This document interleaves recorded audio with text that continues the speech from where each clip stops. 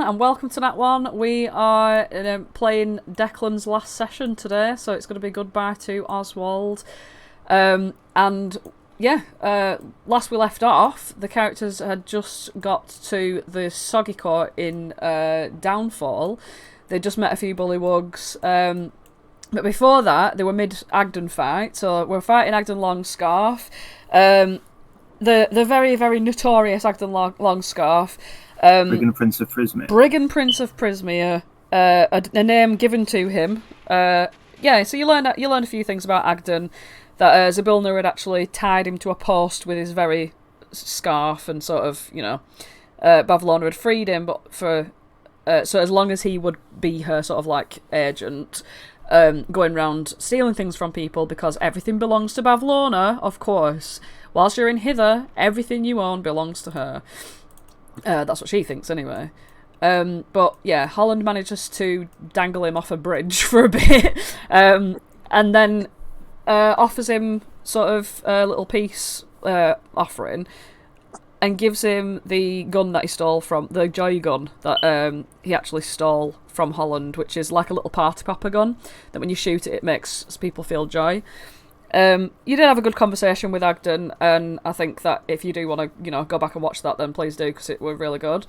And yeah, so Agden kept the gun. He did shoot it off, and he did think that, it did give him a bit of joy. So maybe, perhaps, Agden and his Harengon buddies are currently having a nice little party. And you did you vowed to go and see Bavlorna. Now you've got your own sort of like individual reasons to be seeing Bavlorna, but the main one being, as soon as you arrived in Downfall, you did see that there's the giant air balloon, the swamp gas balloon that Sir Televar used to escape. You recognise that's getting sort of patched up again by the bullywugs over in the D2 area.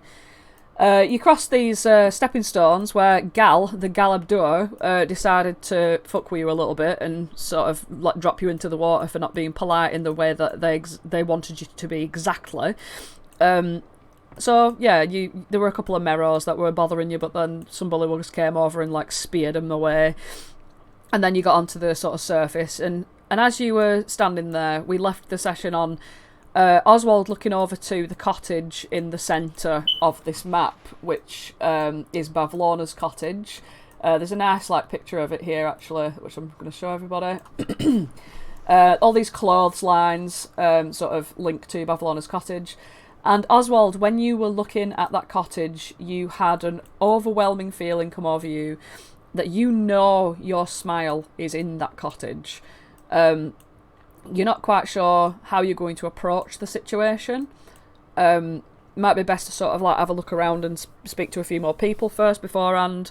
But as far as you're aware, Oswald, your lost thing is in that cottage, along with Bavlorna Blightstraw herself, a hag. Take it away. Holland, Flopsy and Archie, you can see that Oswald is staring at this cottage with a wistful look on his face. It's very clear that he's feeling connected to something, and you haven't really seen him look disconnected before. Well, Oswald, you're looking pretty connected. Sorry, is it just me who can't see anybody on the map? Why can't you? I don't know. You're here in the what's the word? Top left. So if you want to zoom in, why can't you see anyone? You've got vision, so that's all fine. It's in the D4 area. Can you see that? I'm going back now. You are? I was just restarting. Your vision's on. Oh yeah, now I can. Right, okay, yeah, everyone's back. Right, nice one. Excellent, right. So yeah, you're looking wistfully out. Archie notices.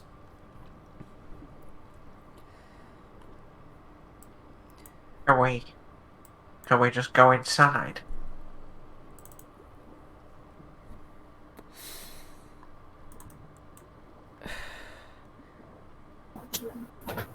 What, the Bavlorna's hut? Yeah. Archie just sort of looks a bit, well, looks at Flopsy, looks at Holland. Well, I understand why you would want to go there straight away, but we were told by the Bullywugs that the king wanted to see us first. It is high on the agenda. I don't quite think I've seen you look like that, old chum. Are you okay? I need something from in there.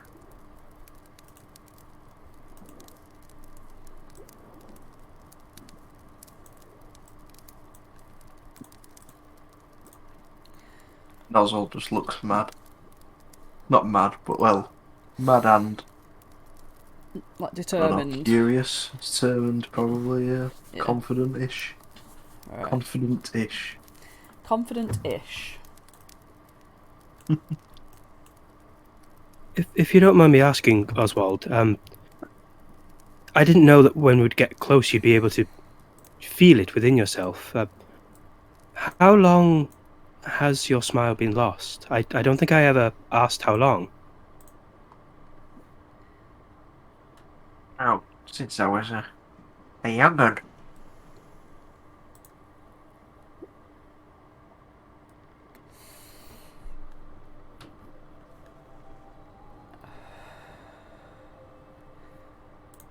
Well, we don't have to wait that long before you can get it back again. It's everybody's top priority, isn't it, guys? Absolutely. And, well, the sooner we get going, the sooner we can, get that smile back, eh? What I wouldn't give to see a smile on your face. Oswald just starts walking. So, Oswald, you approach this wooden structure here, and it's standing on stilts above the lake, sort of like outwards. It's topped by a steep conical roof made of thatch, but smoke's curling up from a hole in its apex. The windows are blacked out, and the air carries the smell of burned wood. A clothesline attached to one corner of the building exterior is hung with a variety of frayed patchwork garments, and you can see that clothesline extends, well, not from where you're standing, but behind it, the clothesline extends all the way to Bavlorna's cottage, as do many clotheslines sort of around this area.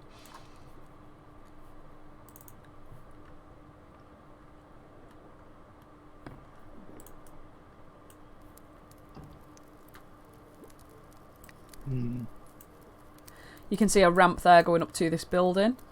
If you do want to go in there. Yeah.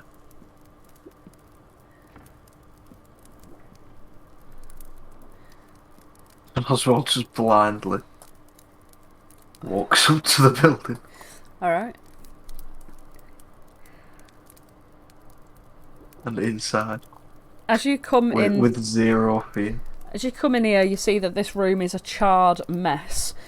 Hazy smoke hangs over scattered piles of burned and broken shelves, intermixed with whatever those shelves contained.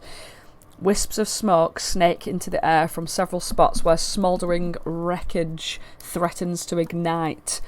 And there's a distressed bullywug jumping around in a leather smock, scurrying around the room with a bucket of water whose contents spill out all over the sides in its haste.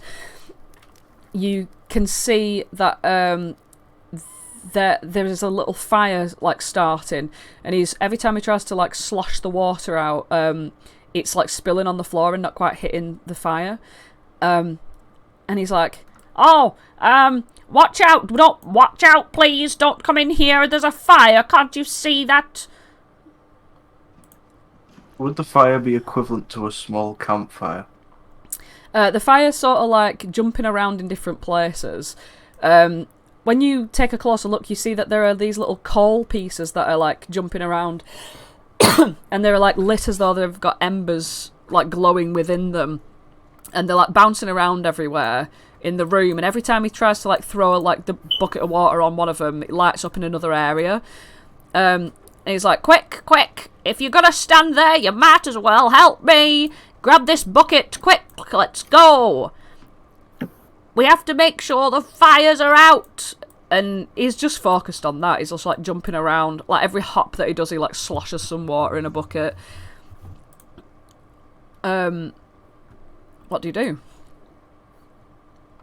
I grab a bucket and mop for this fire. Alright, you grab a bucket and a mop. Maybe less so the mop.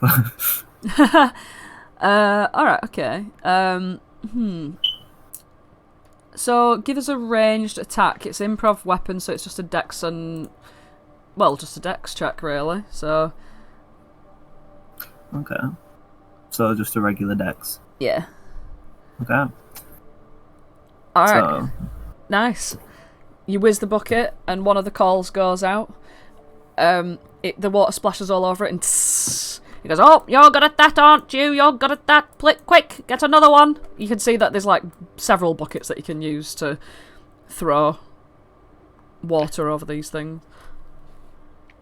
This might be done for an actual fire, but since you said it's embers, with prestidigitation I can chill up to 1 cubic feet of space. If I go in and try and chill the areas that Archie's not getting with water, would that do anything? Yeah, I mean, you can aim that at a call if you want to.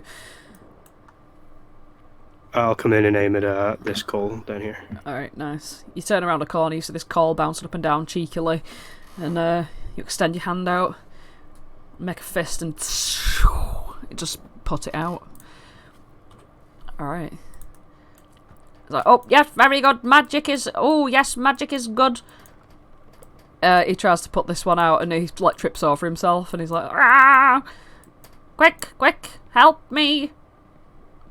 He like bounds into this next room and starts like trying to throw water everywhere. It all just seems like he don't know what the hell he's doing. Like he's literally just like running like a headless chicken. Flopsy will run like a headless rabbit after him. Come on, guys. We all need to pitch in. If you throw in buckets of water, roll dex checks. It's just as easy as this, really. It's not. There's not much more to it. Well, there's 13. Yes, 13.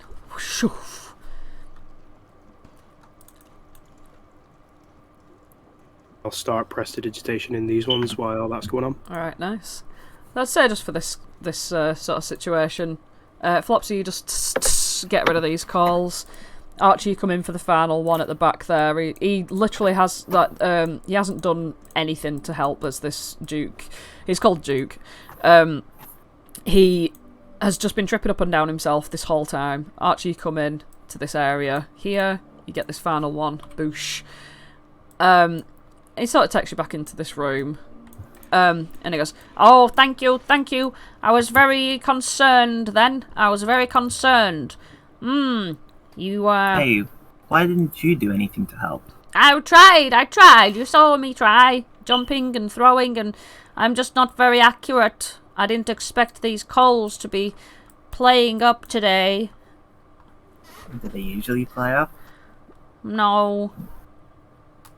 Why were they playing up today? I don't know. Okay. It seems maybe someone has started a fire in here or something, and they got all excited. Well, do you have any enemies? Not in particular, I don't think. I'm not a king. But I don't know.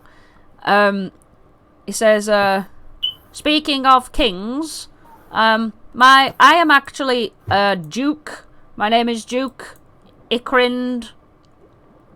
And for helping me extinguish these coals, I will give you this. And he presents to you a brass brooch that is shaped like a fly, with wings that flutter. And if you want to meet the king, who will be definitely wanting to meet you, then you can present this to him and it will help you win his trust as you have helped me, his duke. Archie takes it. Yes. You are very, very kind visitors. Well, you're welcome. The king lives, well, not lives, his palace is over yonder, but not in yon, it's in hither, obviously. We are in hither, and we are in Downfall. But the king usually resides on his pillows over there, and he's gonna, like, lean out the door and just sort of point across, sort of behind this building. Well, actually, to be fair, there could probably be some sort of window here, but he points in this sort of direction. If you can see that. I don't know if you can see that. Oh, there is a window. Well, no, I think I stood halfway on the corner, actually. Well, but I can see, yeah, as if I was seeing out of a window. You can see out, yeah. Just over the bridge, he likes to sit and rest on the pillows over there. Oh, yeah, I see. Yes. Well, thank you. You have done me a great favour. You're welcome. Again. Hmm. And Archie leaves the room. Enjoy your stay in Downfall. You have all been very, very kind to me.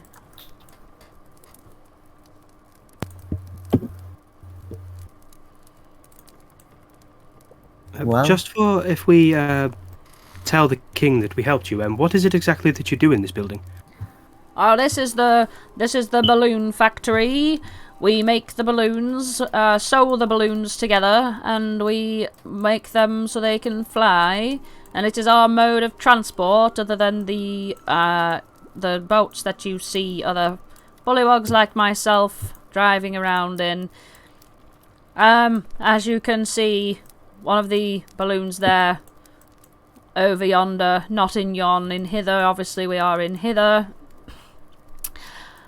There was met with a bit of a accident, and it is currently being fixed, but this is where we create them, and any more information that you need. Well, no, that was all I wanted to know. Thank goodness they didn't burn any of the balloons. I'm glad we could have helped. Now I need to fix the rest of this, and you can see that, like, where the fire is, like, sort of made things broken and stuff like that. He's got to, like, fix it all. Well, we'll be up and running again in no time, thanks to you. up and flying, you mean? Good one.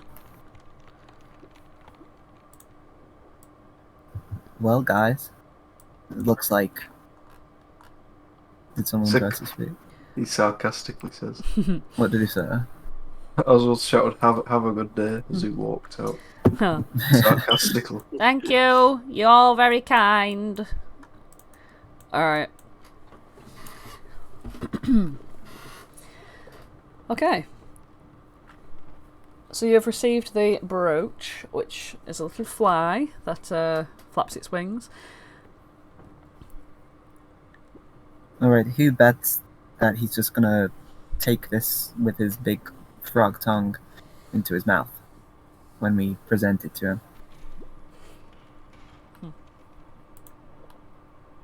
That actually does sound pretty likely, to be fair. Oh, I like a good bet. I don't want to bet against that, though. Does anyone want to bet against that? Holland? Well, maybe you're a little bit young for gambling. And just goes, yeah, I don't see why not. I Okay. bet you he won't. What are you betting? Let me see what I have in my pockets. I will bet you what's left of my cookies. Well, okay. Then I bet you this 50 feet of hempen rope. You're on.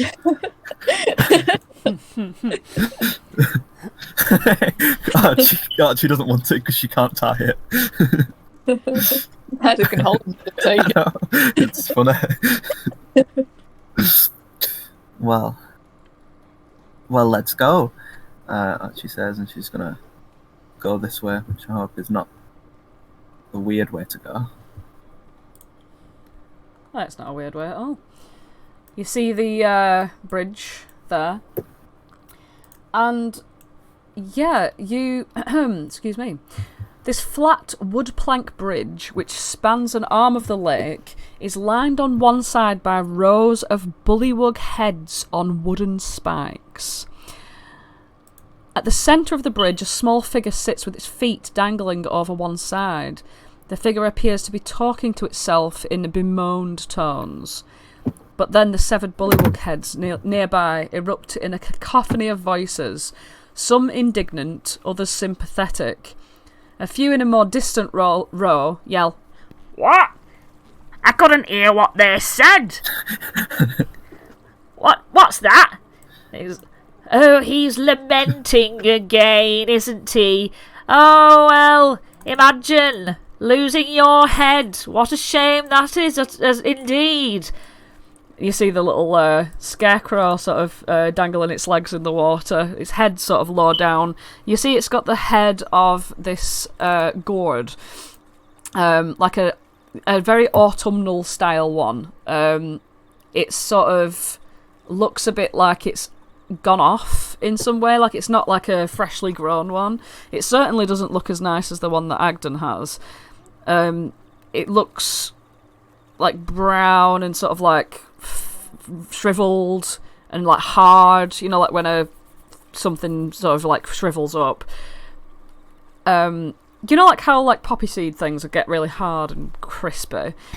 Yeah, and you can see that he sort of like is looking ashamed, sort of thing.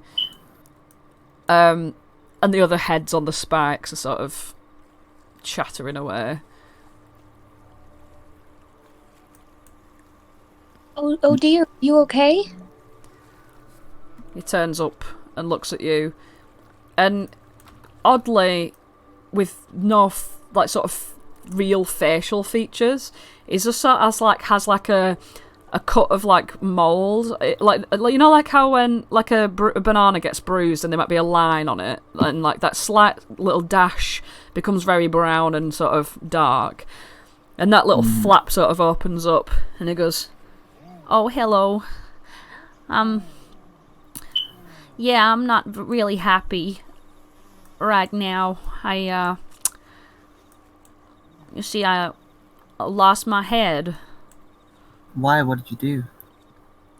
Oh, I don't know about you guys, but you don't look like the brigands. I know you look a little bit like a brigand. He points at Holland. But you don't really look like one because they're usually quite mean. And, you know, would jump me at any given opportunity. And he's too young. No, I'm not a brigand. I'm a Nicend, which is the new movement where we're all friends. Oh, a nice, and that's what they all say, isn't it? Yeah, oh, I'm nice, me. Wait, what did you say? Wait, hang on, what? Wait a minute here. Who's this? Who's that? You don't look like Agden. No, he's not Agden, him, no, I couldn't be. And Clapperclaw, the scarecrow, turns round, and he goes, will you all just be quiet just for a second? And they all look at him and go, ooh. Oh, look at him! He's got no head, and we've got no body. Well, you can tell us to shut up, you. And he just fucking walks past them all, and he goes, yeah, my head was taken by Agden and his brigands. It's like a skull, like a stag. I don't know if you've seen it. You don't recall a stag skull. Well, I haven't seen that. No, sorry. Well, it's like made out of bones, and it looks like a stag face, but without its skin on. No. We'll keep an eye out, though. When he shakes his head, you sort of hear this rattling inside, as though there are little coins inside this hollow gourd. That's obviously been the the mean-spirited replacement by Agden and his cronies.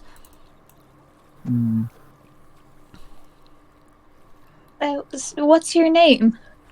Oh, my name's Clapperclaw. You see, I'm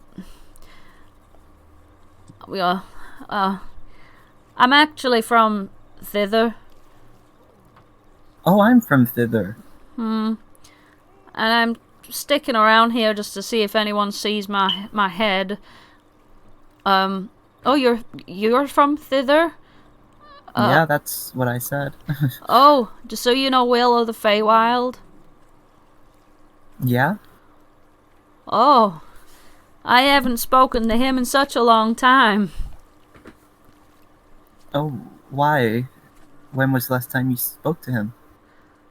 Well, I was a little child and his, playing with him quite a lot, and then Granny Nightshade took me away, and well, she did something and my soul woke up in this scarecrow's body, and that's all I can remember.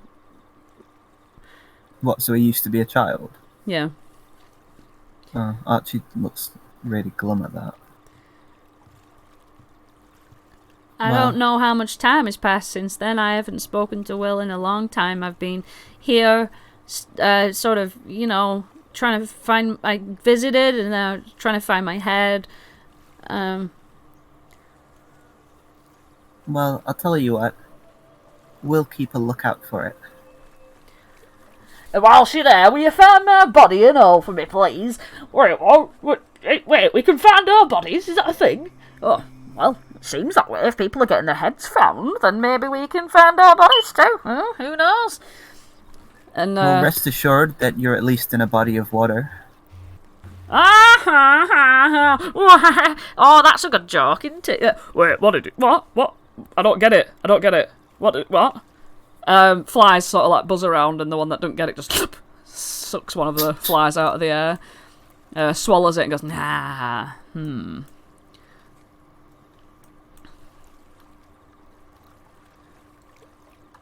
Excuse me, I don't want to be rude, but why are you on spikes?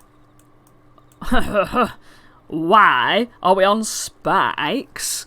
Well, why don't you use your brain for 5 seconds whilst you've still got one? Hey, don't be rude. You're just a bunch of nobodies. Well, can't you see? We've been made a mockery of. Of course. Well, who would want to do that? Well, I think the real question you should be asking is, who would want to be king? Because that's the same answer. The king put you here? All the kings put us here. And I was a king. Flopsy. And I was a king. Yep, I was a king and all me. I lasted 2 weeks being king. I did get away with 3 weeks myself. Well, I were only a king for 2 days. Oh dear. You guys are kings? Aye. We're all kings. At one point. Now every time someone becomes a king, you've got to kill the king to be the king, and then you plop their head on this spark here. Some of us just get drowned, even though, we can breathe underwater. Some of us still just get drowned in acid. And they're the lucky ones, because they don't have to stand here and look at you lot. Well, we have to look at you too. Well, that's the thing. I'll tell you right now. If you're going over to that king, alright, I'll tell you now. He's probably going to say to you, will you keep an eye out for who wants to kill me, please? I'd rather like to be king for much longer than 3 weeks, which is the record over here. Another one perhaps up like, well, actually, I was a king for about a month. Whatever you say.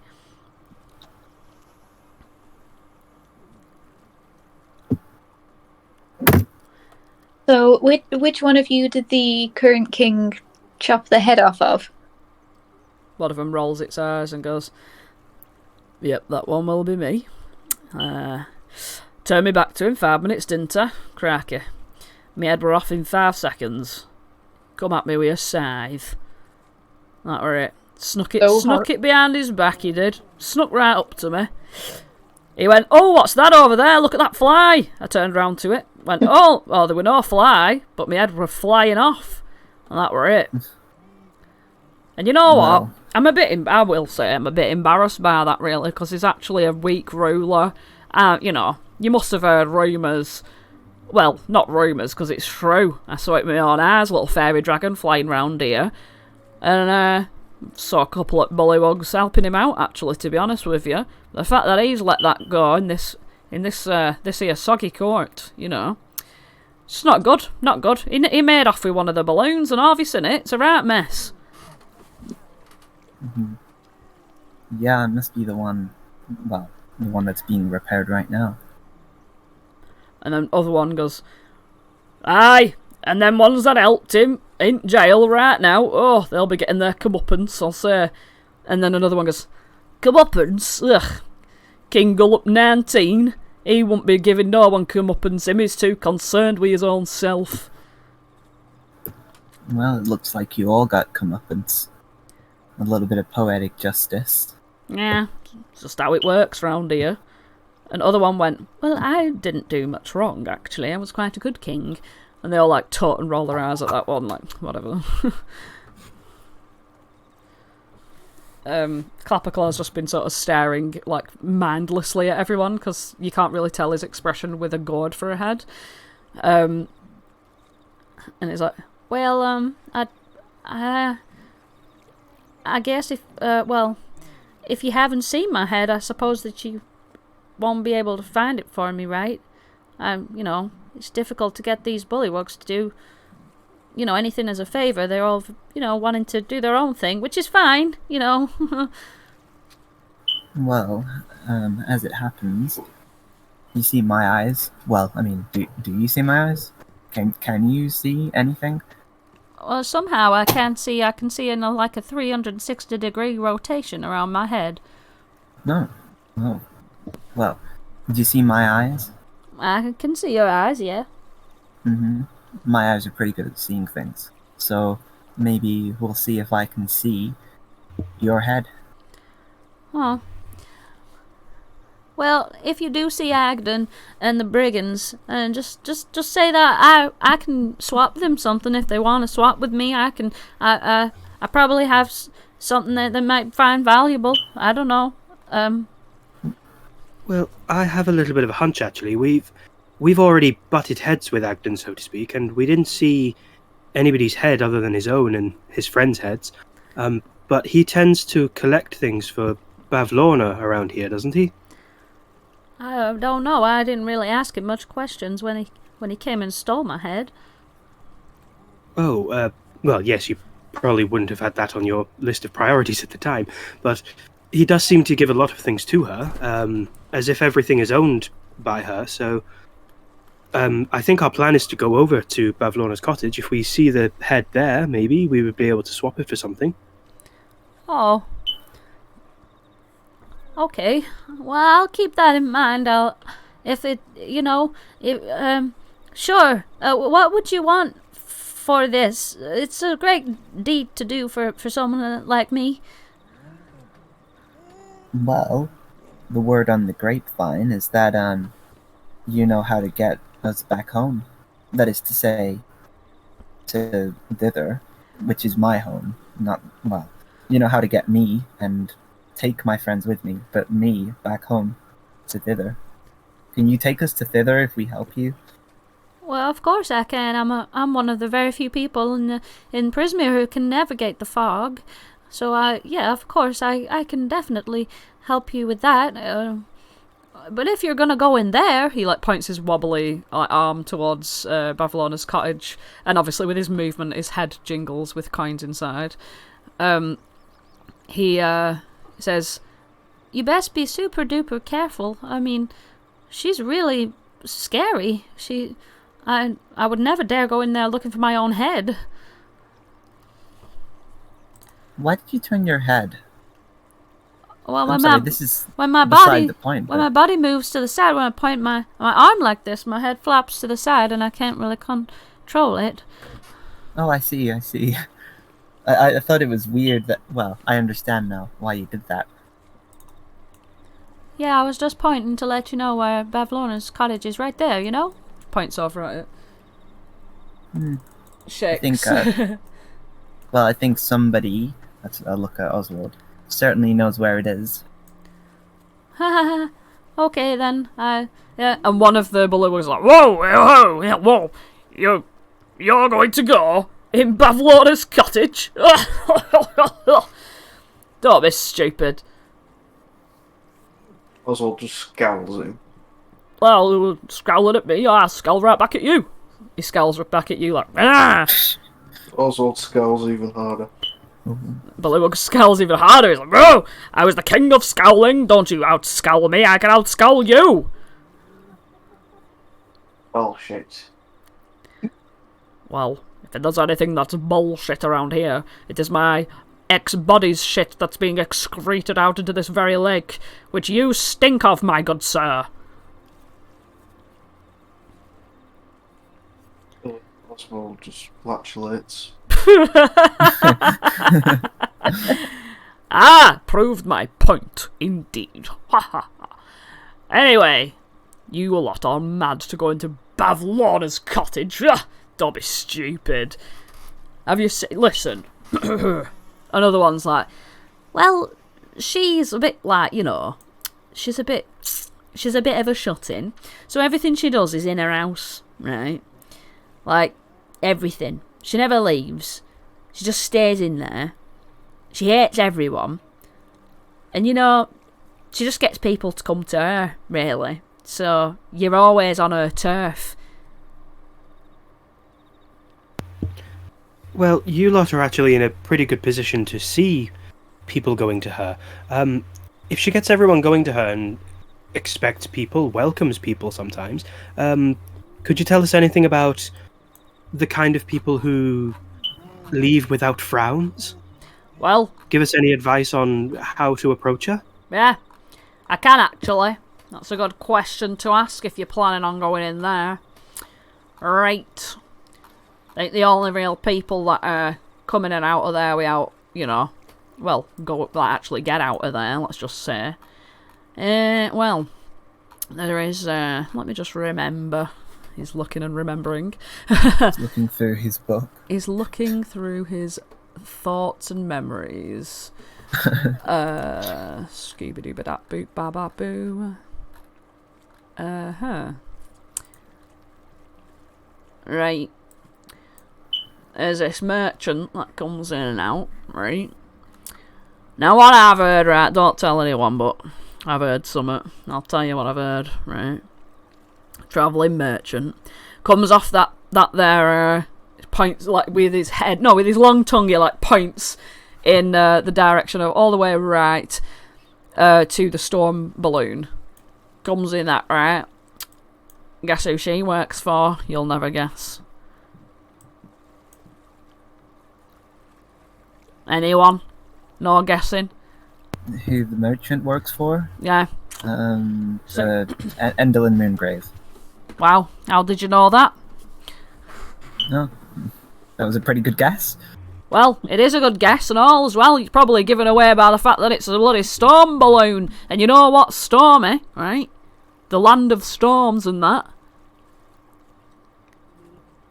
Anyone? What's stormy? Yeah. Jan? Yeah. You're right. Huh? You're correct. So you're correct in saying that. Yes. You're correct.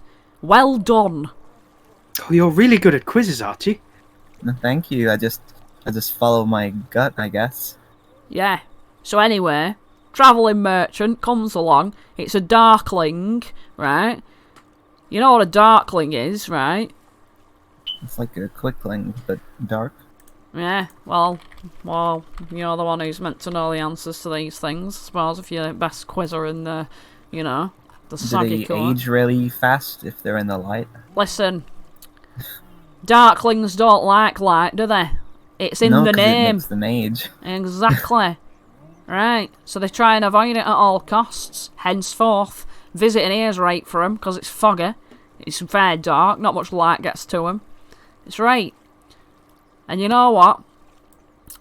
She goes in there, she talks to Bavlorna, probably about something that I don't know about. Right? Comes back out again. That's all I know.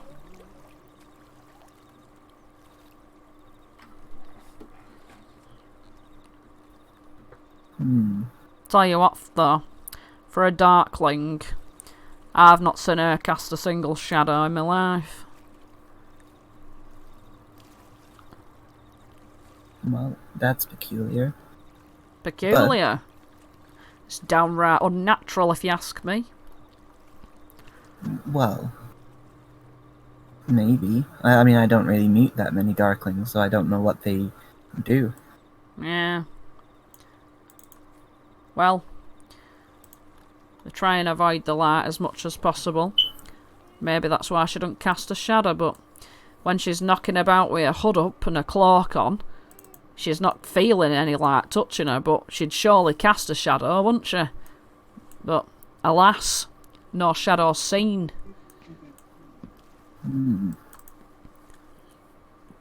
How peculiar. Yeah. But anyway, I see her coming in and out, basically, is what I'm saying.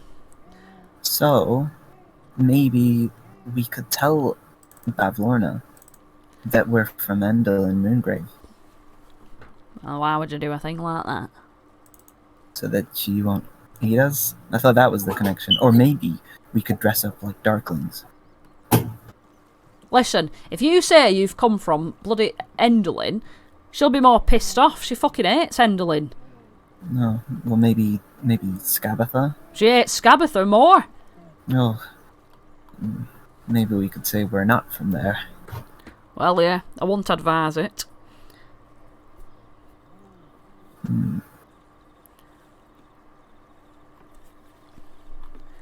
Another bullywug pops up with well, don't we also see that Agden long scarf in with his long scarf trailing, knocking about in there as well? And another one turns around and goes, They already know that, obviously. They've just been talking about him. and then they start arguing and like licking each other and stuff to like punch each other at first, but with the tongue.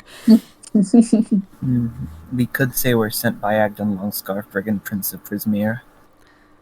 Clapperclaw's like, So, have you, well, you met him, right? So you must know, you must, oh, well. he don't really ever know what to say. Like, you get the impression that he's like Butters from South Park. Like, Yeah. you know what I mean? Like, he don't really know what he's about, because he's like a child who didn't get the chance to develop in some way. Yeah. Yeah. Well, I can certainly help you out if you can, help, yeah. I'll just wait here if you want. I don't really want to go and see Bavlorna, but, where do you, have you got an escape plan just in case? I mean, the last time I saw that fairy dragon was flying out of here, and a couple of the bullywugs helped him get into their swamp gas balloon. That could be a Yes. good idea. Did that work out for him? Well- It's done to the others. Florida. He got a little bit away. I think I if was. you stayed in that cage, you would have done better. That is a good point. I think if he had a crew who knew how to pilot a balloon, he would probably have done better as well. You say the bullywugs that helped him, they were put in a jail awaiting some sort of punishment. Yeah, they were put in. There was just beyond the king. We're sitting over there. Just if you go beyond, there's a holding cell. Well, Flopsy's going to look to Holland, Oswald, and Archie. Well, if they were only trying to help out somebody in need, perhaps they don't quite need punished. Maybe if we wanted to escape properly, we could use their help. The help of those that are already in the jail? Oh, we could do like a jailbreak episode. Oh, I've always wanted to do that.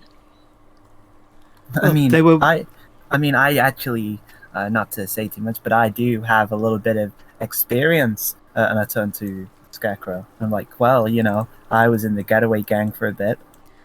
Oh, you were in the getaway gang? Oh, that's amazing. I always wanted to be in the getaway gang, but I was just a little bit too young. I just played around, like on the swings, on the Little Oak. Can you remember Little Oak? Yeah, I remember Little Oak. I wonder how he's doing. Oh, I really do. I don't know how long I've been away from all that, but it seems like He just sort of trails off, looking somewhere that you don't even know because he don't have eyes. Well, I know. When we get away with those prisoners, we'll take you with us, and you can come to Little Oak. Oh, I would love to see that, but I don't really want to show my face in thither. I'd love it if you could, maybe if you find my face and my head. Oh yeah. Well, we'll find that as well. So here's the plan. We'll find your head, and then we'll get those prisoners out, and then we will, all of us, apart from you guys, and I point to the heads on sticks, we'll all go to thither. Oh, they're planning a breakout of there. Oh, well, best inform the king. I'll be on my way to inform the king. And he just turns his head on the spike and, plops it up and down a little bit as though he's walking away. Oh, forgot. I can't actually go anywhere. What a shame. And for the purposes of you heads on spikes, we're just telling a joke. You didn't get it. Yeah, oh, well, yeah, of course. That's what they all say. Another one of them goes, ha! I got that one. And they all look at him like, come on. Nah. Oh, I've been had, Hunter. I've been had.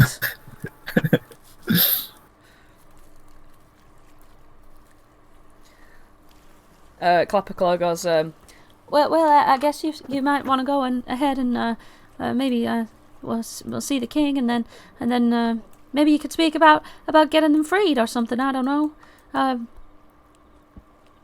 It was the bullywug that helped Talvor was the fairy dragon was a knight. Well, knights are really important to kings, Well, I'm sure daytime is really important to kings too. Ha ha ha.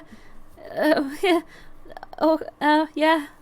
He just looks awkward at the joke. The other bullywug's like, oh! Oh, that was a good one. And the one that never gets it, it's like, huh? He almost got one. But I've seen everyone else laugh, so he chuckles, but gives everyone side eye like he don't know what the fuck he's laughing at. Okay. Well, I don't. I'm just gonna sit here on this bit here. Is that okay? I'll just be sitting here. Well, we'll come and find you. All right. Yeah. Well, let's. Oh, I know. And I turn to the Scarecrow. I guess you could say we're on a headhunt. Oh yeah. Well, yeah. That is my head that you're hunting for. I hope. Yeah. Well, let's go on ahead, guys. Yeah, the bullywug's like, oh, hey, oh, look at me, I'm a joker, and ooh, look at me walking with my legs on some platforms. Oh, listen to that wood creak. Ooh, I wonder what it's like to have legs. As you all travel across the bridge. All right. Now.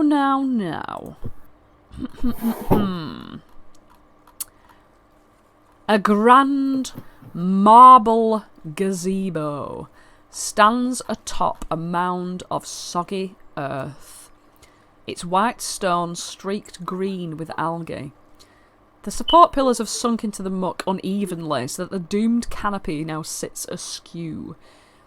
Short steps ring the gazebo, leading to a raised floor where bullywugs dressed in shabby clothing lounge on pillows. Among them, a harpist sends forth delicate notes that mingle with the murmured croaking of the gathered nobles.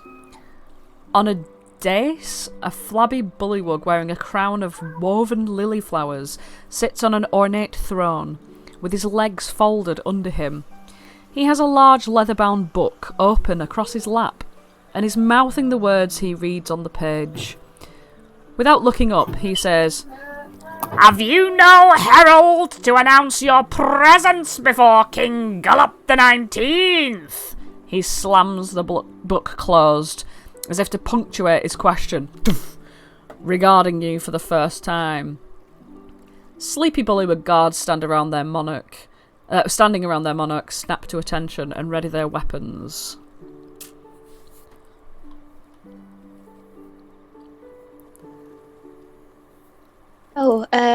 Well, I'm Holland, and this is Flopsy, and this is Archie, and this is Oswald.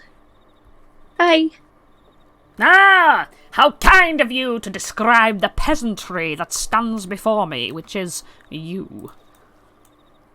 Well, I mean, you're a little bit mistaken, because this one here, Flopsy, is actually known as the Chicken King. Ah, the Chicken King. Of which kingdom is that? Of, where do you come from again? Oh, the Witchlight Carnival. That's the one. All bow, well, you don't have to, I guess, because he's not your king, but all of us bow before your king, and then I bow. I mean no imposition on your power in your world, but I am a fellow royalty. He's sort of stood up on both of his feet and is taking a big long look at you down his big froggy nose. He turns around, like he's got like a Shakespearean ruff around his neck, and as he turns you can see like the sort of sweaty goop that's like collected in the ruff. He turns around and he says, Come hither, Snoodle. And this very like small little baby crocodile comes skittering over at his ankles. The Bullywug Knights have like spears all trained on you guys, like everyone. Wherever you go, there's at least one Bullywug pointing a spear at you. And the little crocodile comes up and it's like with its mouth open, and you can see that it's got like one tooth that's just grown. Like, it's not got any other teeth except that one, so it's kind of gummy, but with just this one cute little canine tooth sticking out. Snoodle, have a sniff of these guests for me. He sort of stands back into the circle as the little tiny crocodile like sort of skitters along the ground towards you. It's got this big open wide sort of happy face as it comes skittering up. It runs over to Archie. Archie, make a smell check. Well, what do you do when it comes over to you? It's like very small, like a lizard, like it's a baby crocodile. Yeah, so it's just giving me a sniff. It's just coming running over. Is there anything you want to do to interact with it, or do you just want to let it sniff you? Yeah, I just sort of like crouch down a little bit so it can get a better sniff of my face. It's very important. Because if it's only smelling my feet, it might smell what I've stood on. If it's smelling my face, it can smell what I've eaten, what I've said, what I've heard, what I've seen, that sort of thing. What I've smelt even. Okay. So that's what I'm going to do. So you lower yourself to it? Yep. Alright. You feel it's sort of like scaly nose, like pressed, like sort of tap gently against your cheeks as it like lifts itself up to like sniff on against you, like, and then. I also want to say I smell like honey. Yeah, it gives like a little lick, and then it like just moves around like your sort of like body area and like your knees and legs and stuff, gives you a sniff, and then moves over to Flopsy. Flopsy smells like vanilla frosting, and he's gonna kind of kneel down a little bit and hold his hand out so it gets a bit of a sniff first before he starts to try and pet the crocodile. Roll an animal handling.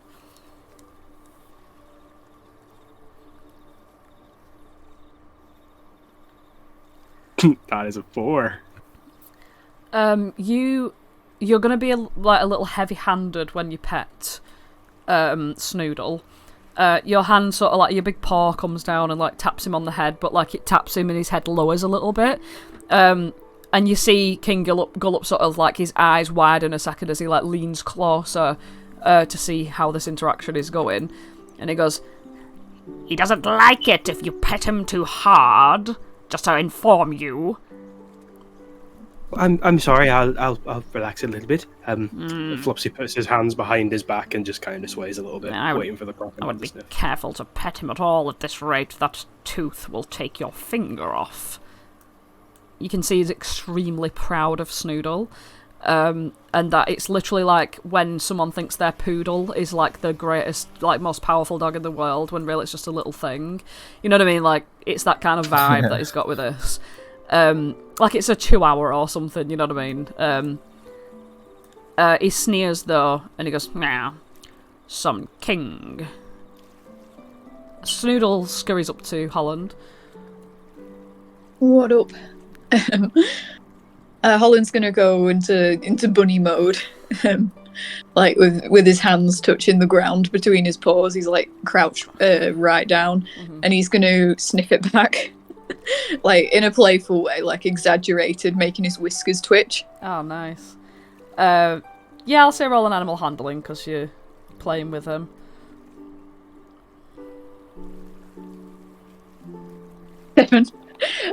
When your whiskers sort of twitch up and down, he's accepting the play, but he's gonna play like a little crocodile would, and he bites one of you. He bites one of your whiskers, and unfortunately one of them comes off in the bite. Because character art. because whiskers and nails and hair and stuff like that isn't directly injuring you, you do actually lose a bit of your whisker, so it's not gonna bounce you anywhere. Because it's not actual damage. He just bites it off and chews it in his little mouth like it's a grass stem, you know. He's like blam blam blam blam blam. He's looking up at you though, and he seems to be having fun. And Gullup goes, "Ow, like I said, one should be careful around such a great beast, and you will lose body parts, as you see." I think he likes me though. Ow. We'll leave that to be decided in general, as he motions for Snoodle to go over to Oswald. Oswald, Snoodle, the little baby crocodile, comes running over to you.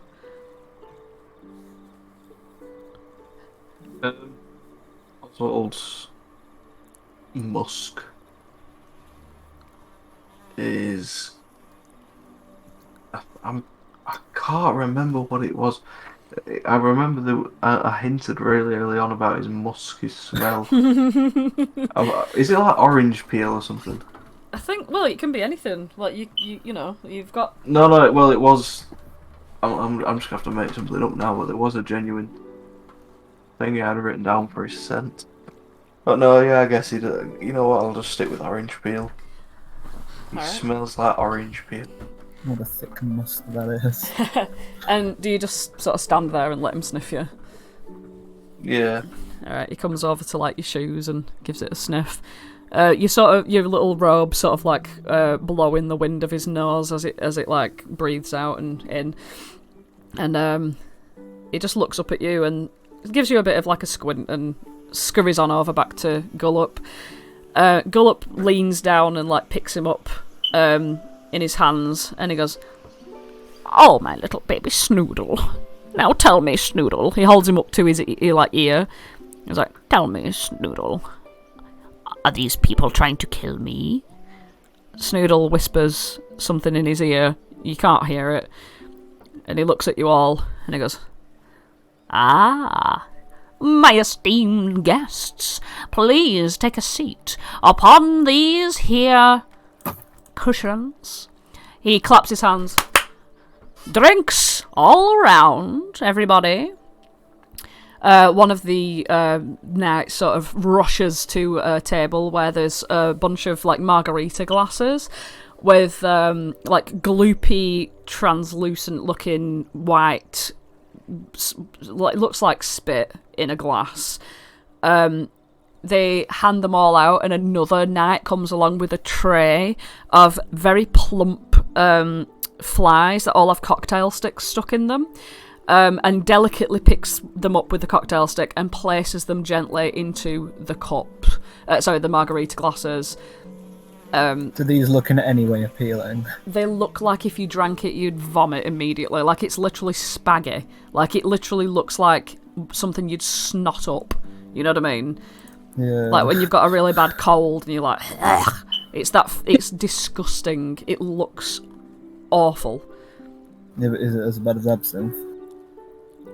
Well, I don't know. I've only ever had absinthe cocktails, to be honest with you. Appeal has never stopped Holland before. He's going to drink it. Before he does, I hold the glass and I say, Holland, can't drink this. You're not old enough. Holland drinks it really quickly. I shake my head at Holland. What you gonna do now? Well, I'm just worried about what you're gonna do, and look to see if he looked a little bit green in the fur. You can see that sort of like sitting around. There's the knights and things that sort of wait on everyone, but there are more Bullywug nobles here that are all sort of leaning back, being extremely like languid and laying. Some of them are just like eating from bowls of flies, like there's just bowls of dead flies lying around, and there are plentiful flies in the area as well. In the sort of northern area is like what seems to be a pile of excrement, like all in this top bit here, which seems to be attracting the flies to the location. It seems to be that you are encouraged to excrete in these areas to sort of bring the flies closer to the king's seating area. So yeah, it's very much implied that to do that is an honour to the king, like it's a good thing to do for him. Flopsy, do you have any Nesquicks? Quick, somebody frighten me.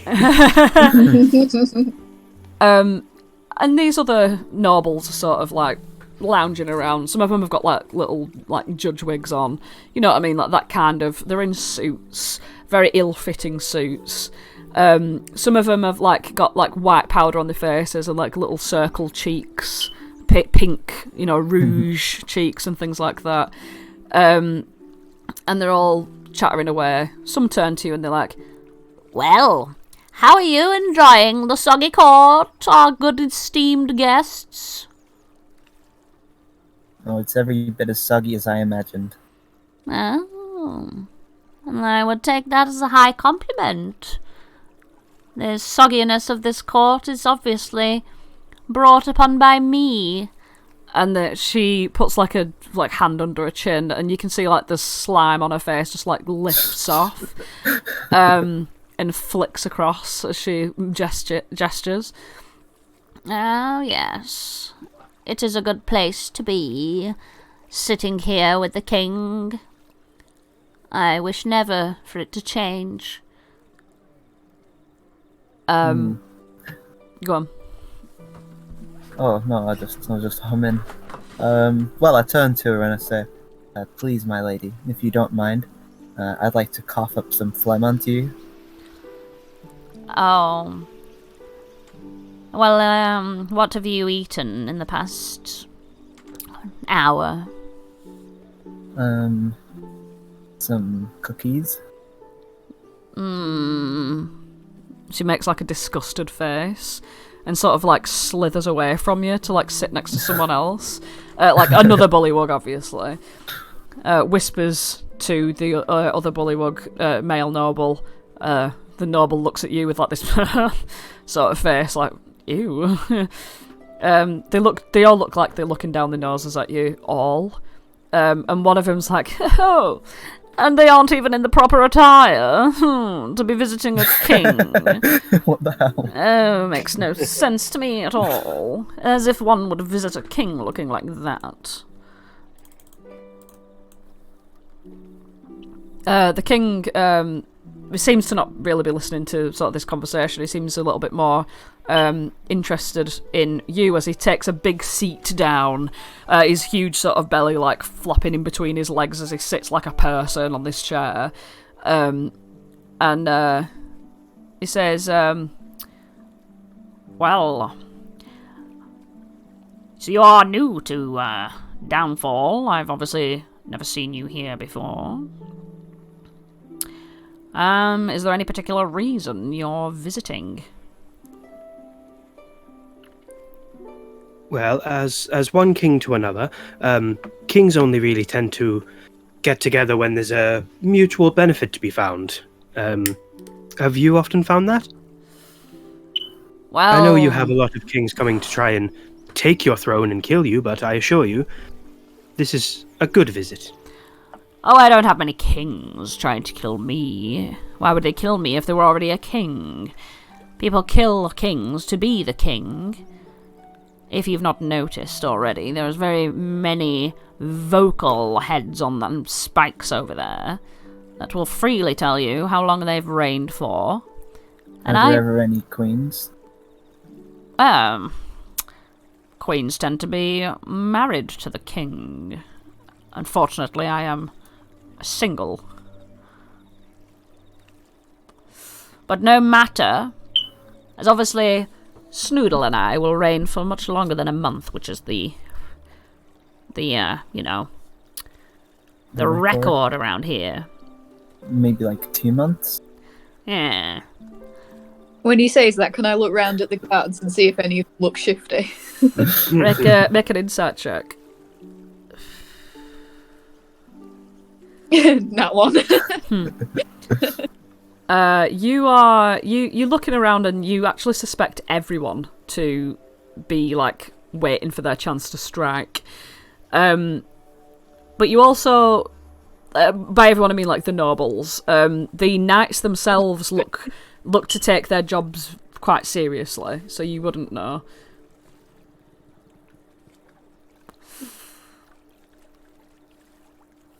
Well, best of luck.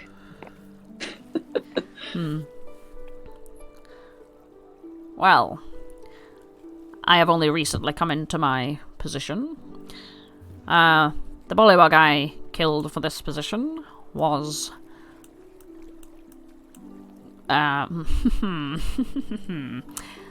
was...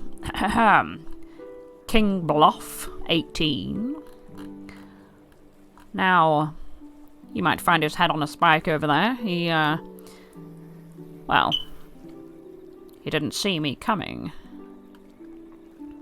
So I hear. Yeah, he turned his back on you for 1 second because you said, oh, there's a fly over there. And then you got him with a scythe. See, I've done my research. It was very easy.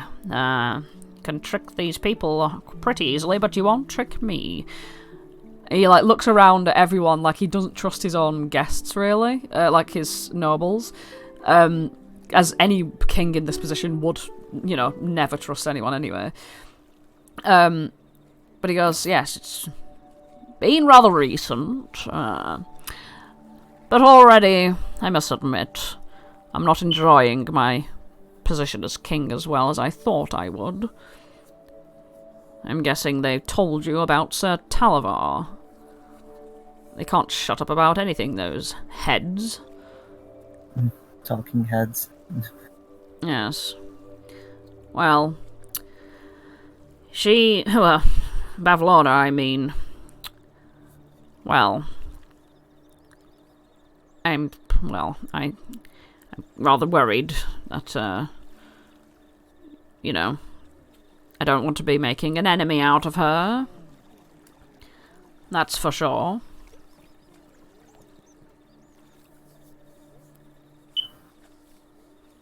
Well, it sounds like you're quite paranoid about a lot of things, to be honest. It can't be easy being king around here if everyone around you is an enemy, and you've got Bavlorna just over the river, lake, pond here. Yeah. Can you really call it paranoia if everyone is out to get you? Well, That is- I'm not overly concerned because, as you can see, I have my trusty knights with me who will keep me safe and guarded. But the thing I am concerned about is this. And he picks up the book and shows it to you. And on it is scrawled in horrible chicken scratch writing, Bavlorna's Big Book of Bad Blood.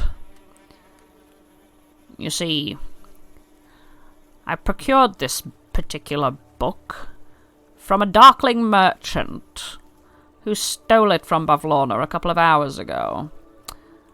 Now, I had to take a gander through it, of course, because I wouldn't want to see my name appear in here for allowing such a criminal to make off with one of the balloons. Thankfully, my name is not in here. And, yes, I am rather nervous about making sure it gets back to her. I don't want her to think that I have stolen it, and I don't certainly want her to find it on me. Well, it just so happens we're going that way. So maybe we'll put it there, maybe we won't. What's in it for us?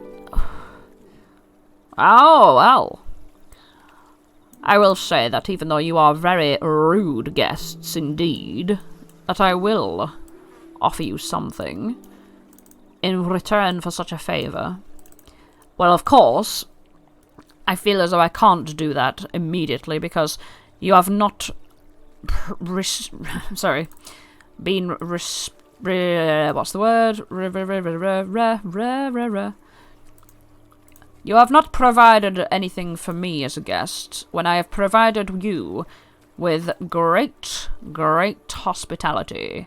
You are seating upon my plump chicken feather cushions, and you are drinking from my wonderful, wonderful margarita glasses. You are eating of my most prized plump flies. And you are in the greatest company in the soggy court. And you are making for rather rude guests at the moment. Oh, well, perhaps this can make us seem much nicer. And I present the brass fly. Ah. Oh, this is the Duke's brooch. You must have done something extremely helpful to receive something like this. Prestigious. Indeed. Well, I shall take this. He throws it up into the air. He throws it up into the air and it sort of flies around. He sucks it down and swallows it. I turn to Holland with a knowing smile. A token of kindness. Yes. Well, do you have food and drink to share with me and my nobles as well?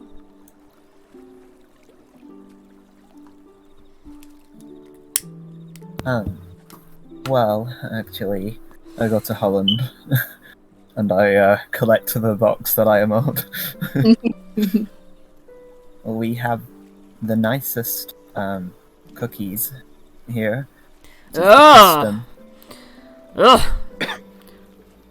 Cookies. Oh, no. He holds his hand out and he turns his head in a disgusted way. And he says, I can't stomach the stuff. It is just too crumbly. It's not squidgy and slimy. Well, it is the gift that we are giving to you. Ah. Okay. He, like, puts his hand out, like, reluctantly, and, like, takes the plate on which they are, and he, like, carries them as though it's, like, a dirty diaper, just, like, away, like, holding his nose, you know, like, places them on, like, a nearby cushion, and, like, motions to one of his, like, guardsmen to sort of just, like, take it away, like, with his hand. He's just like, ugh, brushes it away. Ah, lovely customs. I must apologize because we are of two different kingdoms. We must have different customs, as you say, but have you ever heard of catching more flies with honey than vinegar? I've heard such a thing, yes. The sweet stuff that we bring, you might not like to eat it yourself, but, well, I eat it all the time, and sometimes, if I leave it out too long, the flies just can't get enough of me. Maybe this will help bring you more of the food which you like. Yeah. You there, stand up! He points to a noble. The noble just gets off the settee, the little cushion straight away. And he picks up the cushion, he plops it down on the floor in front of you, and he goes, "Go on then, slather this cushion with your honey."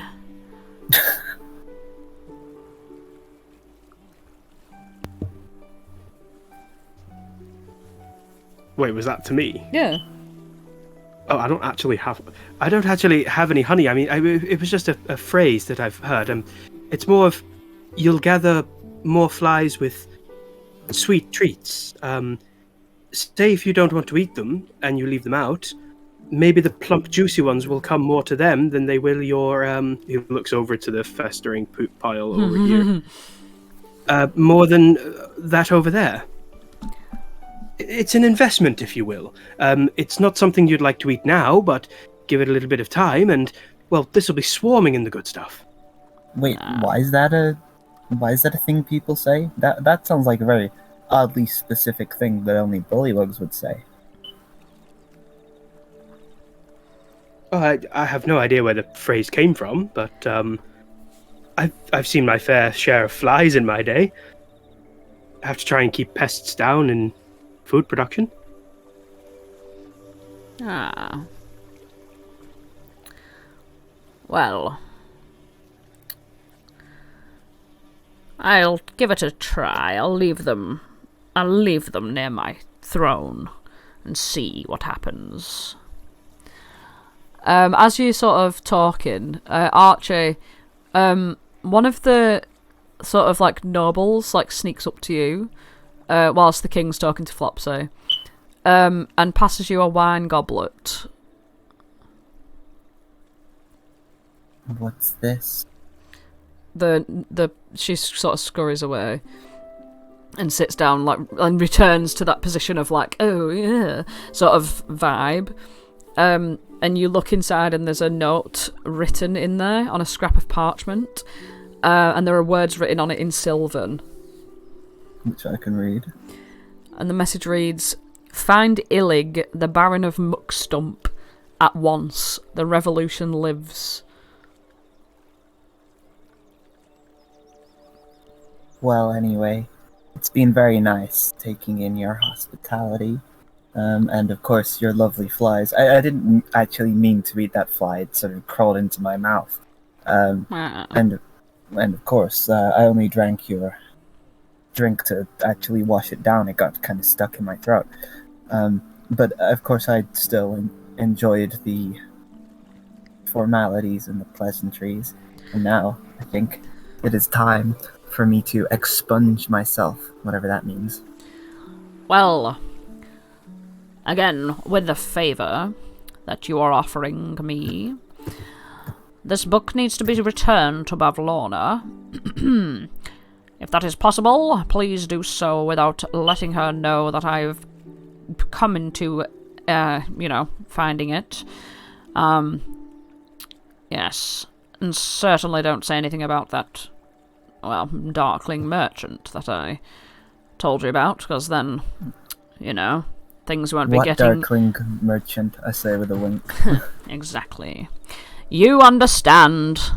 And with that, I think you should be getting into the proper attire, because for your trouble, I shall allow you to stay in my very own palace. The nobles go, like, whoa, sort of as if that's insane. You know, like, you're actually allowed to sleep at the palace? What?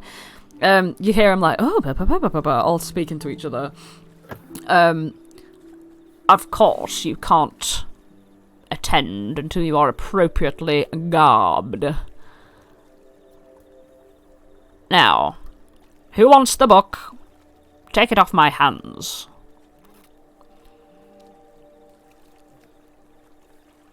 Okay, I'll take it. Brilliant. All right, guards, flank me on all sides. Let's go.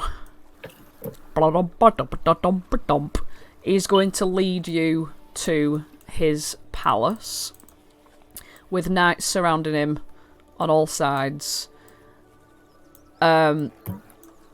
etc. I'm just gonna do that and then copy all these. Doop. Ah.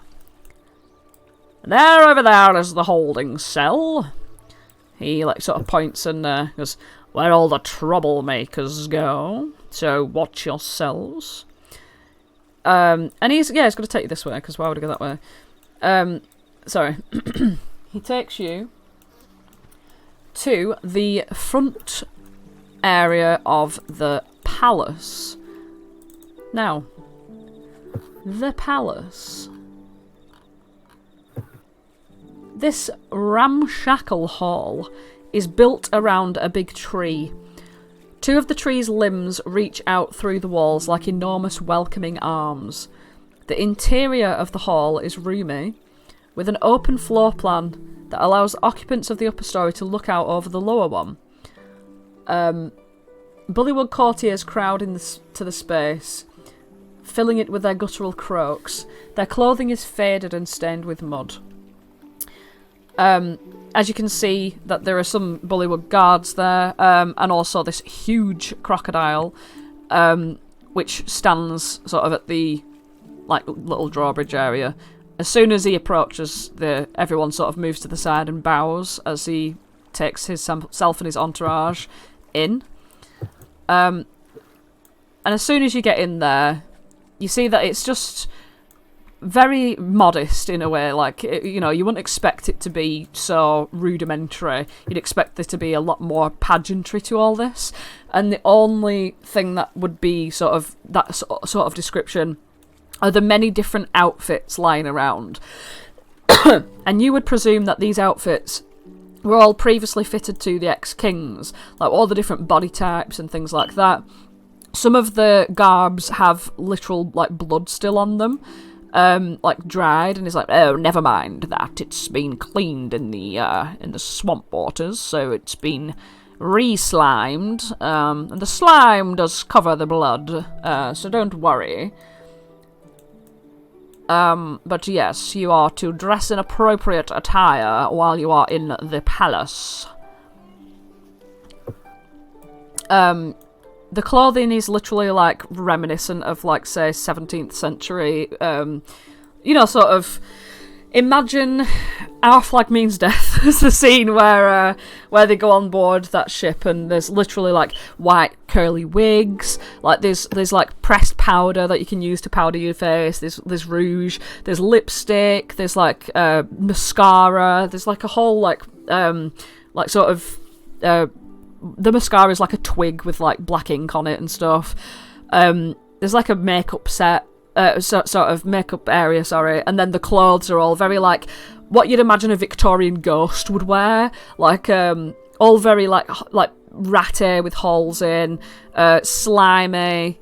There's long tights that you'd wear and like buckled black shoes and things like that. And the knights sort of grab all the clothes, or these waistcoats with little buttons that look like flies. So yeah, just describe how you dress yourself up. Flopsy will go to 4 different outfits and take an item of clothing from each set, so none of the colours match. Mm-hmm. He will go with the powdered wig as well. Yeah, there are obviously, Oswald like... will wait. Yep, go on, Oswald. Sorry, Oswald will wait until everyone else is done. Alright. Just to pick up the scraps. Yeah, there are stuff like sort of Shakespearean ruffs, like really baggy not collared, cuffed, like long-sleeved jackets and things like that. Like, essentially anything like that that you could choose, you can sort of dress up your character like that. Sorry. Holland can't be creative, so he will pick out an exact copy of what Flopsy puts on. I love that I have this control. Alright, so we'll describe Flopsy and Holland in just a moment. Archie, what do you look like? Okay. Archie. Well, Archie's certainly not happy to be with all of this pageantry and fine clothes. She feels like a child. But she selects. Well, okay. So she gets a quilted doublet, and of course a pair of the quilted doublet, of course, in a murky yellow colour, and of course a pair of green leggings, and of course a pair of breeches to go over that, fitted with yellow suspenders. She wears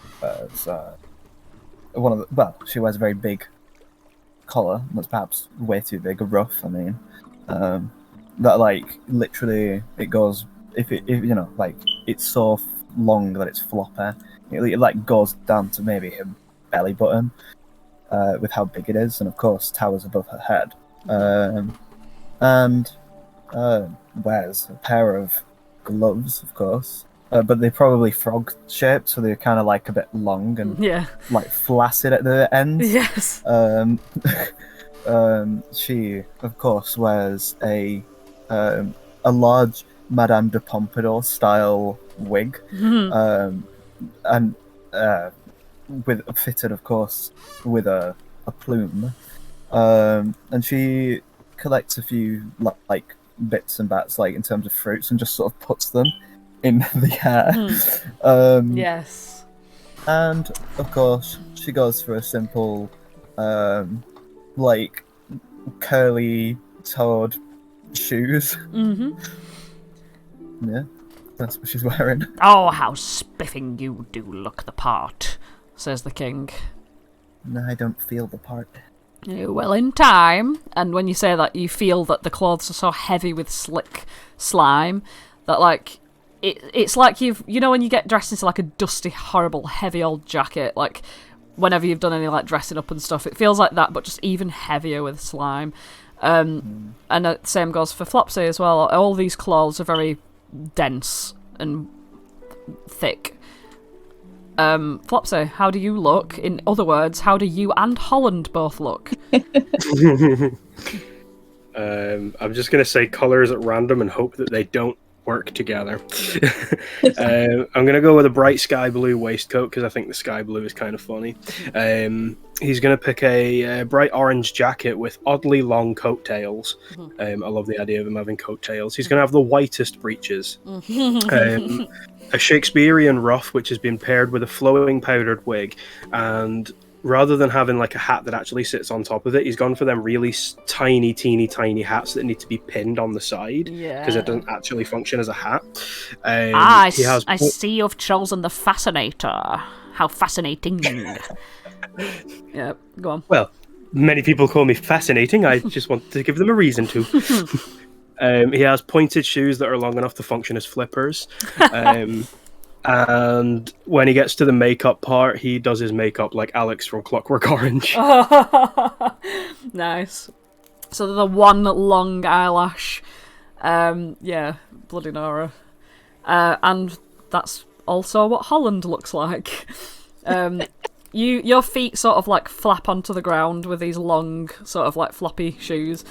Yeah, your sleeves are too long, Holland. Like, Flopsy has chosen things that would fit him, and also the things that sort of match in that category are also of a similar sort of size. So you're sort of dwarfed by the clothes. Like you're like a child wearing the dad's like sort of boots. You know what I mean? You look fantastic, Holland. Where did you get such a great dress sense? I just copied off you. That's why it works. You should do that more often. I'm struggling with my makeup though. Can you help? You see, the trick is you pick the. What the fuck's it called? What do you do? What do you use for powder? Like a sponge or like a. You're asking the wrong person. Yeah, no. I was asking the floor. Yeah, so obviously you've got like the powder, and it has a sponge. If you're doing like sort of old-fashioned style, I think it's very big, like fluffy sponge. And obviously you've got a tray of powder, and you just pat it on, and then pat it on your face. Mm-hmm. It's a common misconception that you would go for the fine details, when the best thing to do is just pick the biggest sponge that you can, and he just literally poofs Holland's face with powder. And don't forget the rosy cheeks. Ah, yes, the rosy cheeks. Flopsy rubs his own paws in the like red, either powder, whatever they have. He could be getting sloppy right now with whatever makeup is there, A little bit, and then he's just pinching Holland's cheeks with his red paws. All right. Do I look well? Just the part. Yes. And Oswald. Well, whatever's left. Well, What is left? how does Oswald look? You can choose what's left. Um, I think Victorian. Think any garments from that sort of era, or even earlier than Victorian. I say, like I said, 1700s, maybe 1600s. Who knows? French Renaissance. just chuck me in the rags. There are no rags here. This is a palace. There is a rather fine maiden's dress, if you'd like to shove one of those on. But Is there a chef's hat? there's not a chef's hat. No, that would be the sort of worker's uniform. Like this is like noble pageantry, you know. Oh, I'll have a tunic. Oh, a tunic. Okay. A noble tunic. Okay. So the tunic that you find is like one large piece of material that's like sort of like a bathrobe, and it goes around you, and it's adorned with this sort of like gold leaf, but all of instead of it being like usual like leaves and flowers and things that would be in the pattern, it's just loads of flies. Like sort of like what Joffrey Baratheon would wear on Game of Thrones, like the patterns, but all filled with flies. The arms, like sort of very, very flappy arms, and the cuffs themselves are actually that sort of frilly, like lace that pops out. It ties around the centre with like a leather belt with a little gold clasp on it. And what does your makeup look like? Like war paint. You just dip 2 fingers into the rouge and just draw 2 lines across your cheeks. And you get it across the glasses too. He's getting the smile. Archie refuses to wear makeup. Oh, you look very determined, a young squire, says Gullup to Oswald. The king. Oswald just nods.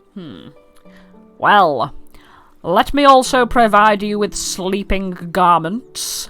He clicks his hands like tut, and 2 knights run off and come back with some folded nightgowns that are very like loose, floaty, sort of long, like essentially night dresses, and little tiny pointed caps as well. Like he also presents you with a bunch of like candle holders, so you can really do that whole, wee willy winky shit. Hands you each some slippers, literally like slippers, dressing gown. Oh, sorry, a night dress, a little cap, and the candle holder. And he says, "You may sleep in these rooms over here," and he takes you to this location, where you can see that there are a lot of like cushions laid out. The area is like quite clean. Like it's even though there's like slime footsteps everywhere. The sort of, you can tell the pillows have been recently fluffed. Like this is a guest area. So everything's quite clean. Everything's set out. There's like little basins with like what's the word? Like clumps of moss that one might re-slime themselves with. And other little basins knocking around in the corner of the room that haven't been changed. You would presume that they are toilets. They haven't been changed, hence the extremely thick smell of shit when you walk into the room. Because obviously flies gather there, and you can eat them, of course. He like waves his hand around the room and he says, "So, take what you like. We have flies coming through the window there. This window here." He opens the little like window further so that you can see through it. And again, you see a clothesline that leads to Bavlona's cottage. You may keep it open if you want to feed throughout the night on our lovely plump flies. And I hope that you will have a comfortable stay. Is that all I can do for you? He leads you to this. I'm just going to put you all in the room. Yep. Well, I shall leave you to it. I will not, impose on you any longer. Guards! He clicks his hands again and they all like scurry around him in a circle. I shall return to my feast. And you can hear him plodding out and the door's shut. And when the door's shut, there's this like strange emptiness to the palace itself. That it was almost like a weird dream, just have this like, frog king treat you like this. And you all look at each other in your ridiculous garb. And you're all alone in a room together. I hope we get to keep the outfits when we leave. I don't. Yeah, you do look a bit ridiculous. Well, maybe Archie does, but I think I look fantastic. Fascinating, some would say. Yeah, we look great. I don't think there's anything fascinating about, big city bigwigs and people who think they're so fancy and smart. Oswald's makeup's pretty cool, though. You think? Yeah, that should be a permanent fixture. Yeah, we're gonna keep you around for a good while as one in that makeup. And everywhere we go, we're gonna see your makeup, and hopefully we're gonna see your little smile too.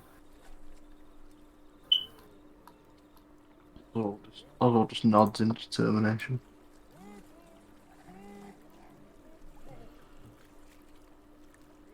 Kind of weird that she's just, on the other side of the river, lake, whatever.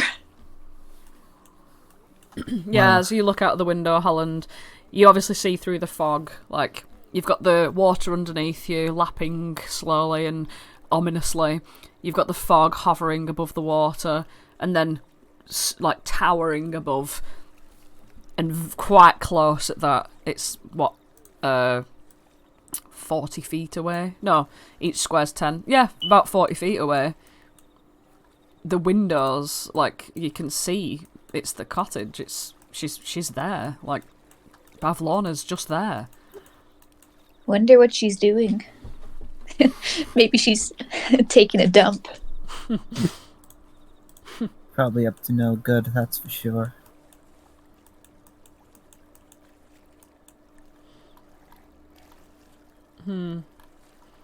Well, at least we know now how we're gonna get to her.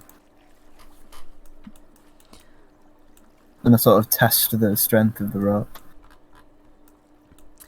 Make a survival check. Mm-hmm. Which I'm proficient in. Hey, 21. Okay, you pull this rope, and the resistance that it gives lets you know that this would probably withhold the weight of, say, like 200 pounds.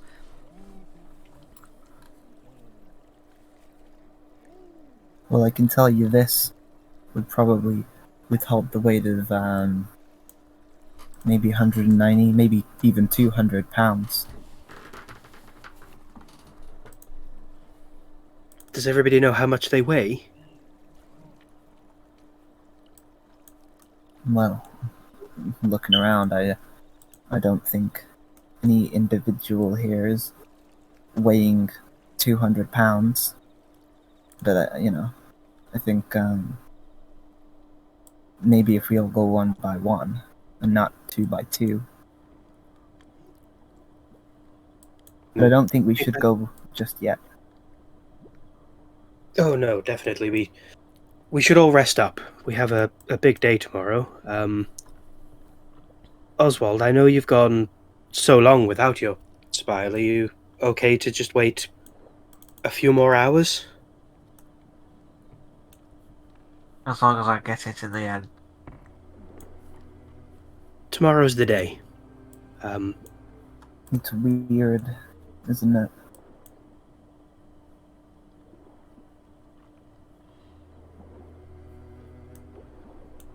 I'll say ambiguously. Don't worry, we'll show her what for. No, I mean, it's weird that she has a home. Oh, yeah. And what? She eats things too, and presumably she has hopes and dreams. Maybe even an aspiration here and there. Perhaps she does laundry. Yeah, I mean, I don't, but maybe she does. but a lot of people do laundry. Maybe Flopsy. she isn't so different from anyone else. Well, she's pretty different because she managed to turn all the plants dead. I can't do that. Well, I don't know. I don't. To be honest, I don't really think she's. Well, I don't know. All I'm saying is that she seems very. Even if she is bad, she's still a person. I didn't think I'd be thinking that stood here. Well, that's an okay thought to think. I mean, that's what I thought about Acton, even after all his years of being mean to me. And it's just weird. I mean, aren't we supposed to be the good guys? I think we're the good guys. And We're she's the bad guy. Well, if what you do is bad, then yeah. But Well, she's that's still a it. guy. It's not about what you are, it's about what you decide to do with what you are and what you can do. She's still going to eat, sleep, and do laundry, and as Holland said, maybe even poop. But it's how she does all of that stuff and everything else she does around it that makes her who she is. Just because we're going after some guy doesn't mean we're not the good guys going after the bad guy.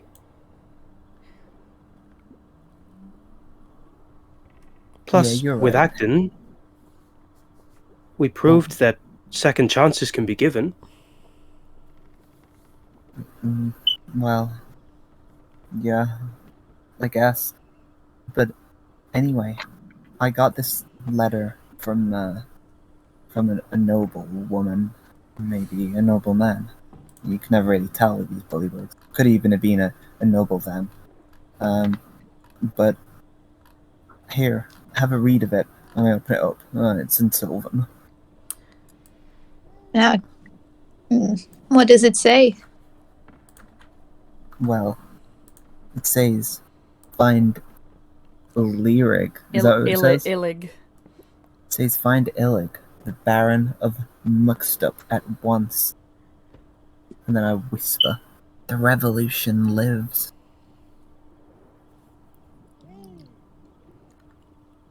Has anyone heard any mention of Muckstump before? Nope. Huh. Maybe we should ask those heads.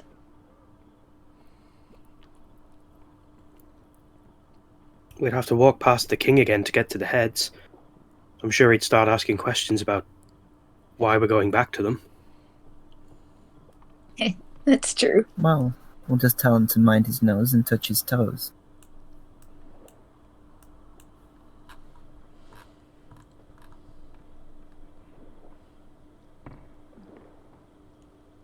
Although, I am really tired. Maybe we could just tuck in for the night? Well, day? Whatever. It is the day. And there is still, like, sort of, like, goings on outside. Like, it's very much the day, you know, like, you can hear, like, bullywugs talking and stuff outside, and everyone's just living life. And you can hear, sort of, some people talking further than that, which sound different to the bullywugs. And they're saying, well, let's have a look here. Come on down, you know, drink it and bauble, you know, wondrous wares and fair fares. And you can sort of hear it, like, as they're, like, calling out this sort of, like, merchant shout from, like, a northeasterly direction. Archie looks out the window. Oh, jumps out the window. Jumps out the window. Archie looks out the window into this water and it doesn't do anything. Yeah, because that's the lower down area of within the castle. So yeah. Sounds like someone's talking over there. But perhaps a little bit more northwesternly. It's just that you can sense from that the merchants are parked up nearby, and that there's the wondrous wares and fair fares going on there, open for business. Do you hear that merchant sound? There was that, you know, darkling merchant they were talking about. Maybe he, she, they, or other pronouns still there. Well, I don't think we're going to get much rest with all of the hollering going on outside, so it could be good to go and check up on that, see if they're there before we get rested. Archie wonders if this is a good idea to the DM. You can. Time-wise, I'm not sure. That's just what's happening, though. You know what I mean? Like, I'm not... You know... I was thinking we just go in and speed run it, like we get a list of what they've got and get it and get out. Yeah. I'm just letting you know that it's there, so, like, you know... Well, mainly Archie wonders how urgent the at once is. I'd say it's not urgent. They're sticking around. You get the impression that they're sort of here to do business. No, I mean find Ilrig, the Baron of Monkstump, at once. Oh, no, that's not very urgent. Not in this circumstance, anyway. Archie thinks that these bullywugs have a little bit of a flair for the dramatic. Yeah, absolutely. You can tell that bullywugs do have it's part of the ongoing coup that happens with every king. You know, this drama continues forevermore, you know.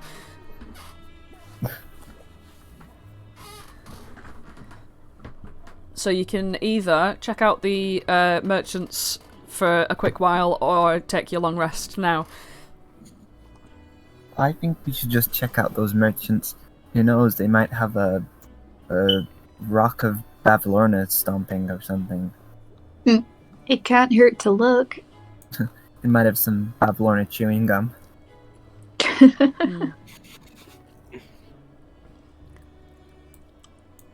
Alright. we walk out to the merchants, if there's a way that's not guarded by a crocodile. The crocodile acknowledges you as a guest of the king and turns round, giving you a little head bob as you go. You emerge in all of your garb. Yes, you emerge in your beautiful outfits. And the sort Flopsy of tips his chastinator to the crocodile. the crocodile gives you a low bow as you pass by.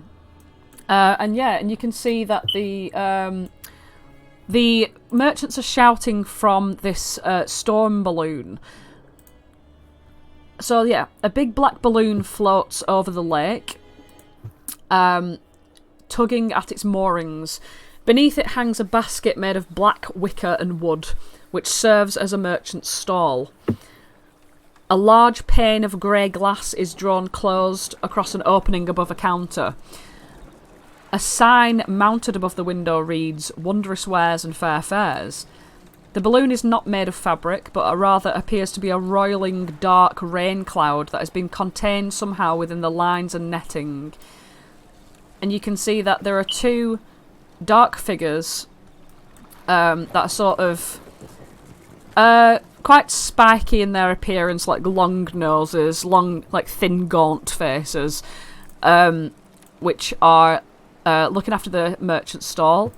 They say, roll up, we are open for business." As we approach, I sort of lean into Holland and I whisper, "Hey, make sure you don't, I know your mace lights up, so make sure you're not doing that. They wouldn't really like that." Oh, okay. No problem. He tucks it away.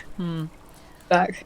You see that with every sort of crack of thunder and lightning that happens within this little contained storm, they sort of like pull their hoods closer around their faces, like sort of pulling them together like Little Red Riding Hood, old grandma style, like they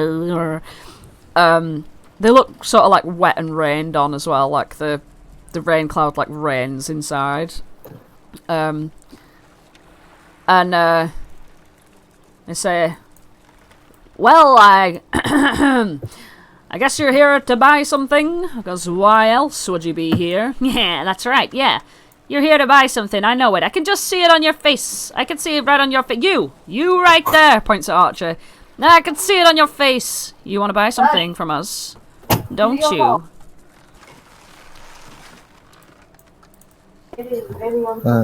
She looks at them and says, "Well, maybe. Depends on what you've got. You could be right, but I wouldn't know yet." Well, available for a limited time only, we have a very, very good thimble. Fingertip not included. We have a mug of bumble beer. It has a nice sting to it. A duskmellow pie. Well, just ignore this bite mark on it. A bundle of dry wood. It's great for starting fires. Look at these ink portraits as well. If we have to look at you, then so should you. We could draw a picture of you in ink. And, there's this moonlight monocle. No more fumbling around in the dark. Helps us to see our way. We don't like the light, don't we, Bumble? That's right, Trinket. We do not. Is it very dark over in Yarn, which is where I presume you're from? Wow, it's a never-ending storm over there, Stormings all the time, just rain clouds thick in the sky. Which is good for us. We don't like the sun. Yeah, but does the lightning not... Well, I shouldn't ask. Well, but do any... Yeah, it does, but we cover ourselves up like this, see? Oh, yeah. That's clever. Well, let me put my head up. And then she remembers that her hood is that of an invisibility cloak and decides not to do that. And then she says, "Well, actually, I was just wondering if any of these items do anything, or whether they're, just for show." Every single one of these items do something. You see, that's the whole point that we're selling these items, because they all do something. They're all very useful, in fact. Every single one of them. What does your thimble do? This thimble. If you were to well, sew anything. And you think, I don't want to prick my finger. Well, what would you do? You'd put this on your finger? Problem solved. Oh. Well, that's... No, you're right. What about that pie? What does that do? Well, you see, these back marks here are actually decorative. Trinket wipes his mouth. Yes, decoration. It's, you know... It's all the rage. It's the trend. Uh-huh. Well, what other items did he have? What was after the wood? Ink portraits. They can draw a picture of you. That's right. Well, maybe you could draw a picture of us all together. Nah, worry not. We will draw a picture of you. Lickety spit. Oh. But how much do you want for it? Well, he leans closer to you and looks into your eyes, and he goes, "Oh, seems like someone's got here before I could. I was actually going to ask for the color of your eyes, but looks like you've already been making deals." Yeah.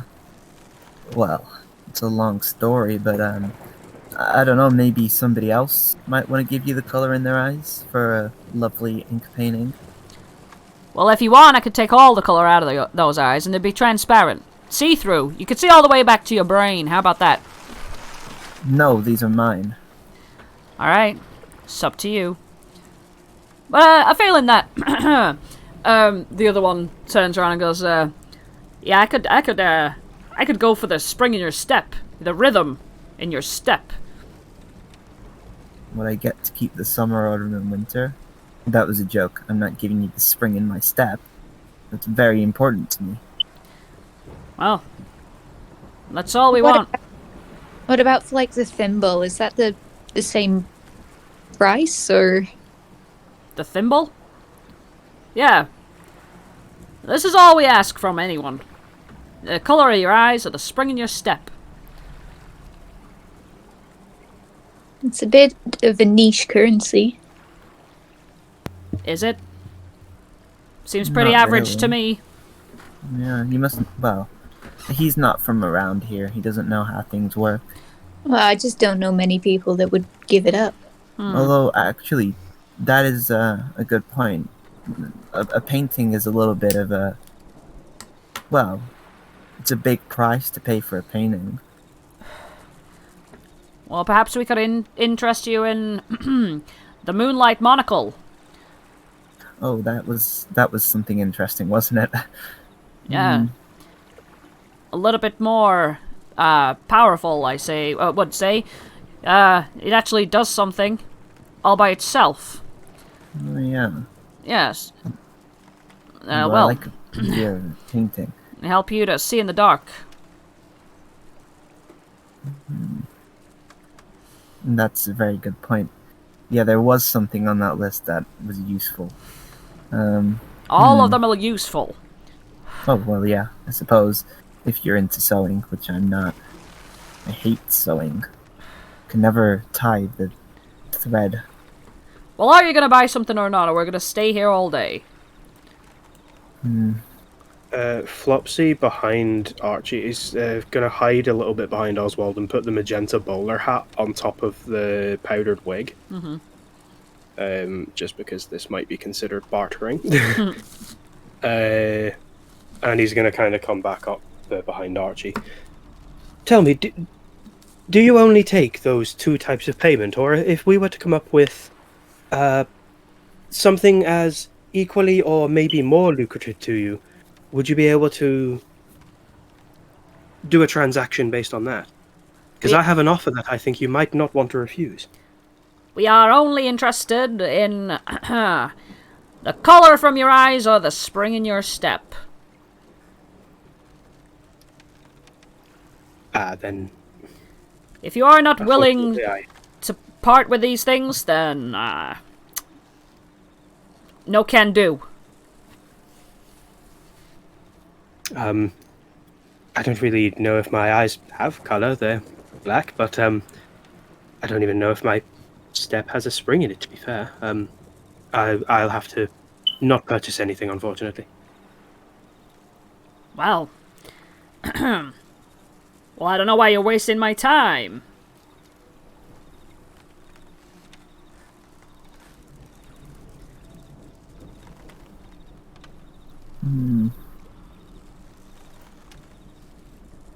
So nobody here wants to... Well, to be honest, seems to me we don't need to be able to see in the dark. We have Holland's little mace, and obviously the monocle would be no good to Oswald because you got your glasses. The thimble, maybe. I suppose we could always find someone else to make an ink portrait of us. So, unless we want a bit of partially eaten pie, which I'm assured is just for decoration. It's certainly just for decoration, as I explained to you before. That's why I said I'm assured. Yes. But it's awfully suspicious that... Well, anyway. Well, if you're not going to buy anything, then we will see you. Yeah, see ya. Yeah, see ya. You just What make were you your way. gonna- Sorry. What were you going to give him, Flopsy? I hope it wasn't all the love in your heart, because that's just not worth it ever. For anyone. I thought maybe, if they also trade with the Bullywugs, it doesn't sound attractive to anyone else, but I could have given them the spell of my own poop. I'm Yeah. quite happy giving that, and that's probably worth the spring in at least 3 Bullywug steps. They'd love that smell to attract flies. Well, I fear you're right, Flopsy. I fear you're right. So you return to the bedroom in the palace, and you may take your long rests. Where's Flopsy? I have no idea, I can't find him. He died. Wait, what? Old Holland, Archie, Flopsy. Where the hell have you gone? What, is the screen gone black for you, Andrew? I can see stuff, but I Right. can't see where I He might have been moved to the GM layer. No, I don't see why. Hang on, let me just figure this out. Oh, there you are. Yeah. Right. You get snuggled up on the cushions, and you'll take your little long rest. Nice. You wake up in the evening, and the sun, though struggling to get through the fog anyway, sort of has disappeared. The hue of like sort of gold sepia sort of tone to the fog has like disappeared now, and it's like a cold greenish like tone. The air is sort of cool, wafting through the window. And you all wake up.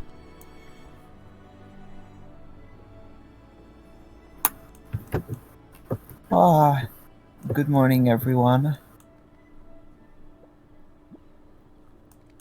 Good evening, Archie. There's a time for morning, and it doesn't look like it now. Morning, evening, it's all the same. A bullywug sort of like walks through the door without knocking. He's got a plate of flies that are dead. Just walks in and takes a little bow at you all and pops them on a table. And he goes, "Eat up," and just walks out. What are they, grapes?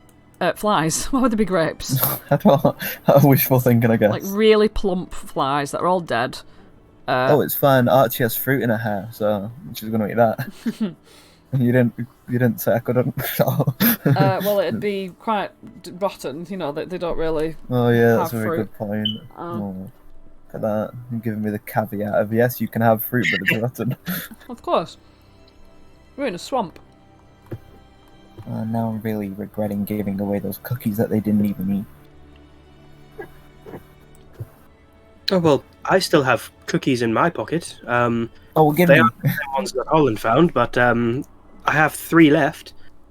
These are the cookies of Goodberry from the very start of the campaign, so they're Yep. probably a bit stale by now. They're not stale. Well, I mean, they have the qualities of Goodberry, but they don't. Okay. They don't go stale.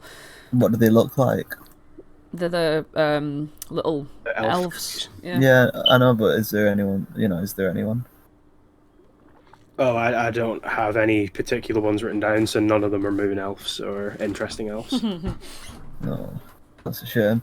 But anyway, Yeah, you don't particularly recognise any of them.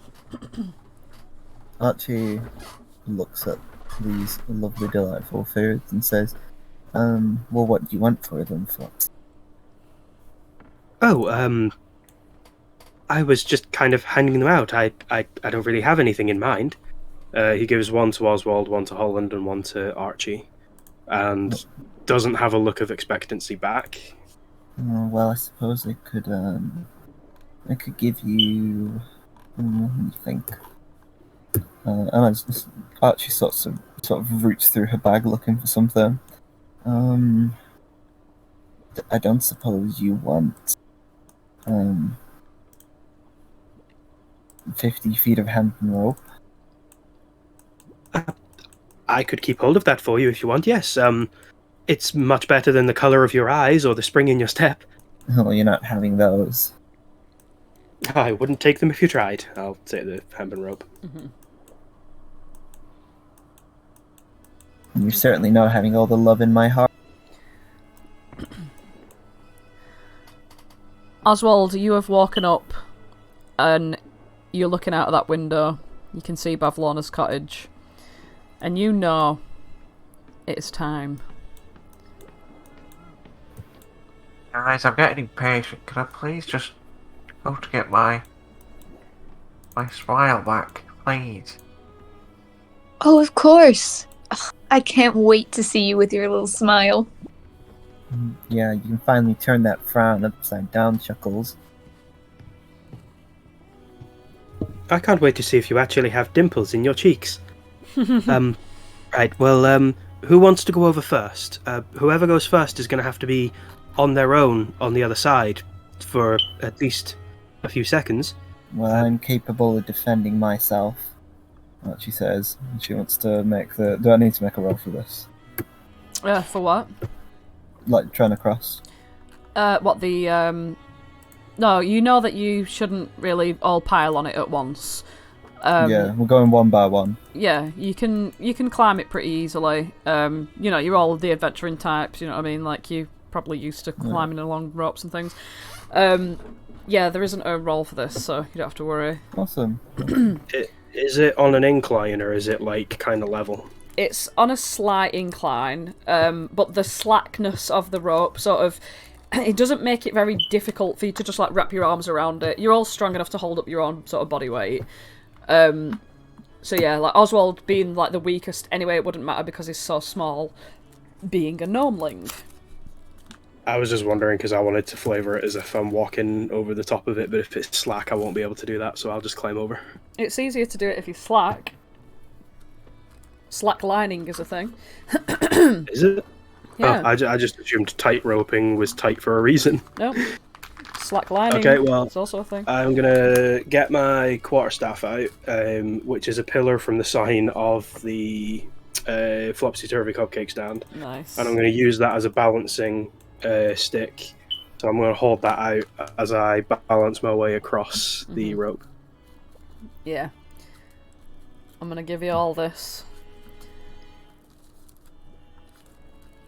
You make it up to a window, Archie, where you can stand on the ledge quite comfortably. And peering into it, you see that this is a fabric storage room where scraps and cloth and bundles of yarn are sort of like piled around the room. Yeah. Let's just have a look here.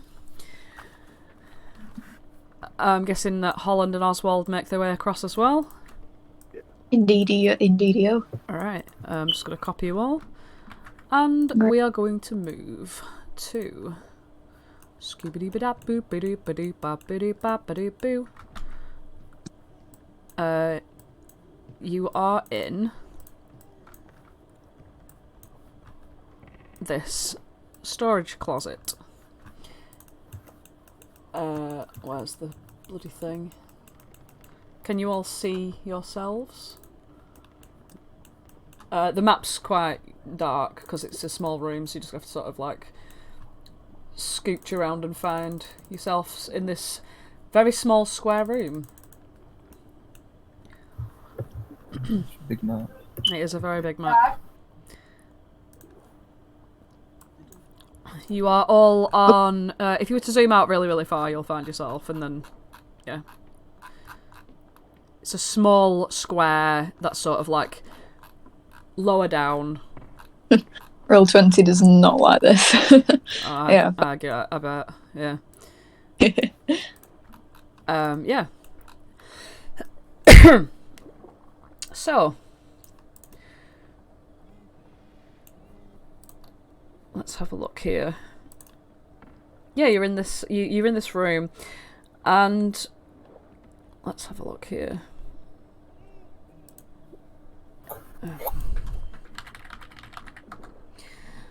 Just look at something. Sorry, excuse me. Just talk amongst yourselves. Well, we're finally here.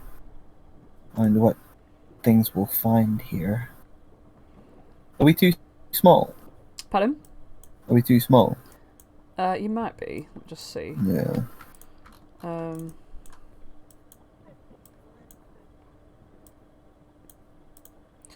Nah.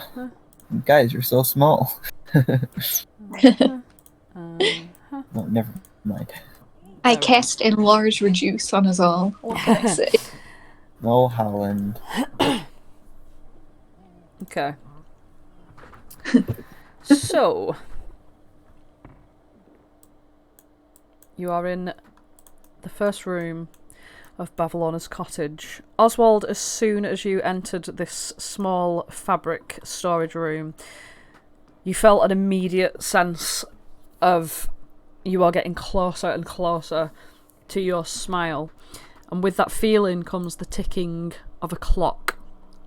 A very deep, thick, thudding tick that's almost reminiscent of like doom approaching as well. God. You okay, Oswald? You're looking pretty more than usual gloomy. I just feel a bit funny is all.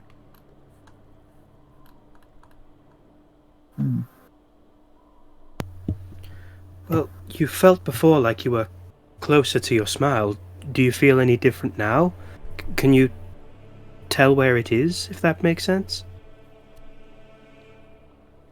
Oswald just points out the window towards the cottage.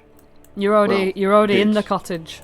Oh, all right. Yeah, you've climbed across the washing line. All right. I didn't realise we'd actually entered. I wonder why the map was so dark. Yeah, found it. You can squidge around to find it. Like, scroll around and find the square. But yeah. Yeah, I found the square. The sense that you get is when you enter this place, you sense it very strongly. And you sense it's above you somewhere. Also, in that case, Oswald just says, I know it's in here. Can you sort of And have that is it.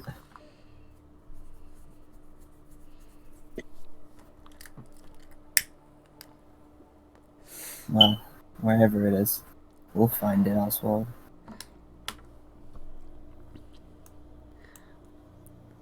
Alright. So shall we go through this door? By the way, if we're going in, I think we should be a little bit sneaky about it. We don't want to attract any undue attention. So nobody make any noises or bang on anything. Walk through the door stealthily. Can I roll stealth? Yeah. Got that stealth rolled. Got stealth roll. Shall we all roll a stealth? Yeah, I'm going to. Alright, we'll all roll stealth. 21. 21. 19.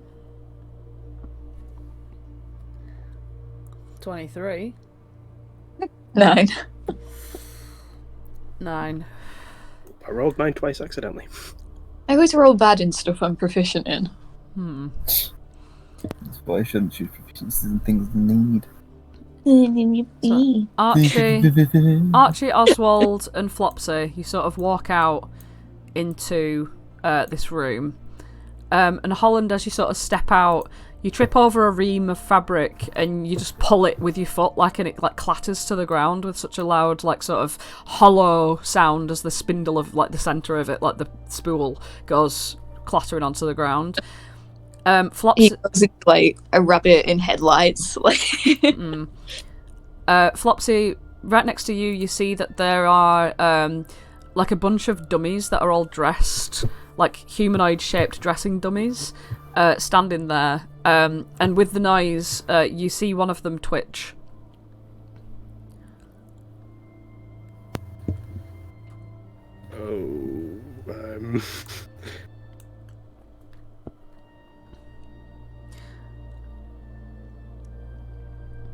Flopsy's gonna message Archie. I think these dummies might be lookouts or something. Have you ever seen anything like these before? Have I ever seen anything like these before? Can I roll a history? You can. No, I've never seen anything like these before with a 3. And to be honest, I don't even know what these things are. They look weird. No.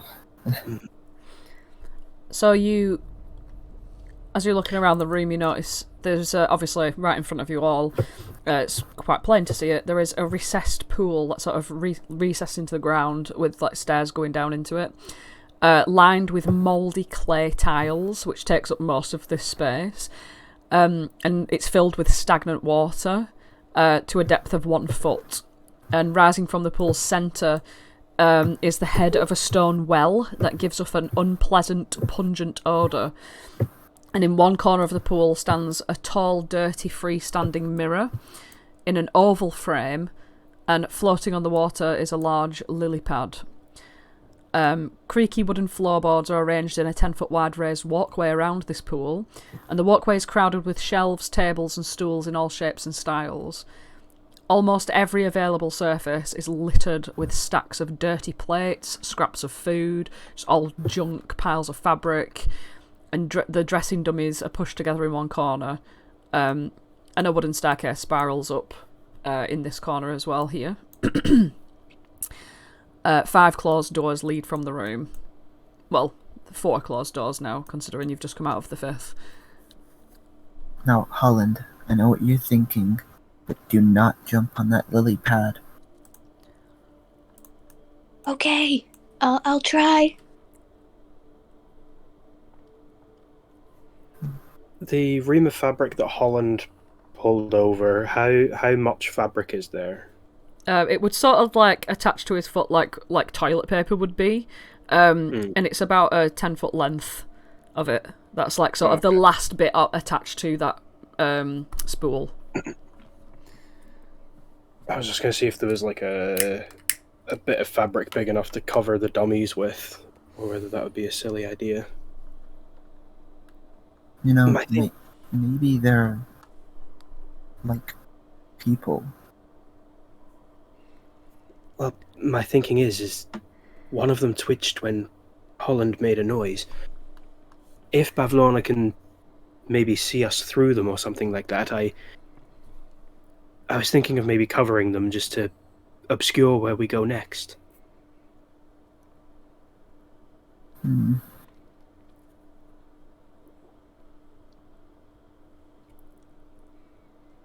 I don't know, that's quite risky. And besides, maybe you're just imagining things. Maybe. It wouldn't be the first time. A dummy moving does seem a little bit preposterous. I think, well, if we're sneaky enough, then she won't stop walking away from me while I'm talking to you.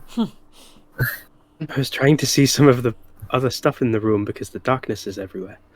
Yeah, well, like I was gonna say, before I was so ignored, but like I was gonna say, maybe they're you know.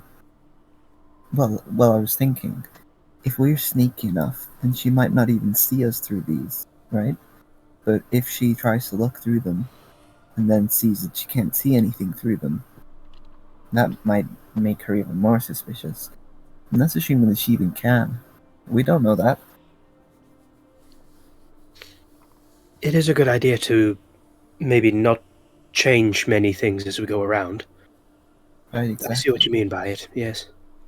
Because, you know, well, obviously to us this is a pit of mess, but, you know, hoarders know where every single cracked plate is.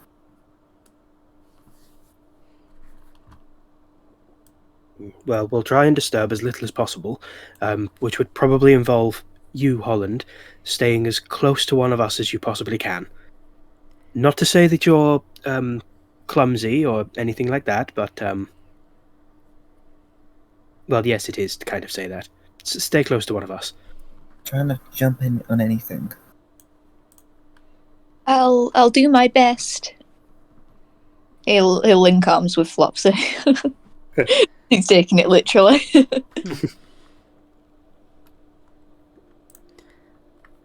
Alright.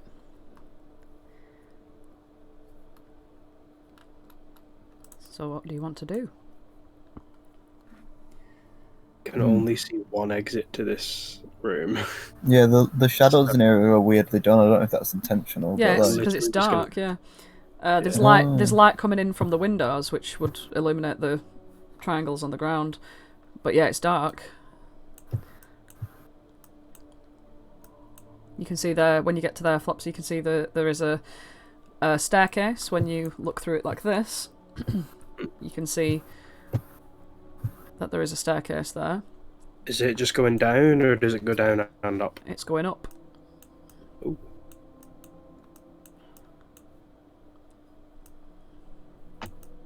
why would it be going down? That would be Widdershins.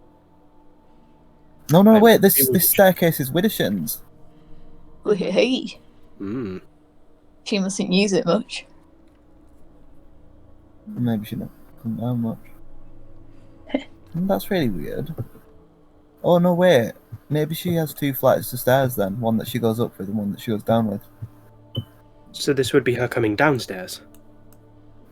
I said all of that in character. So imagine I said it in my voice. So maybe she has... Well, it must be. It stands to reason that if we go up these stairs, we are probably less likely to bump into her, because she wouldn't be going up this set of stairs, would she? No, Flopsy, that's the exact opposite thing that's true. It would stand that she might be coming down these stairs. So if we walk up, we're more likely to see her, because she wouldn't be coming up these flight of stairs. So if we can find a separate set of stairs, then that's the better place to go. Otherwise we'll just meet her in the middle. We don't want to meet her in the middle. Yes, it sounds like a good plan. I'll follow where you want to go.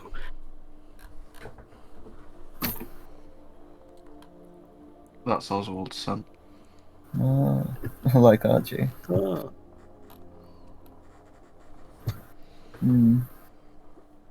We could try seeing what's through this door.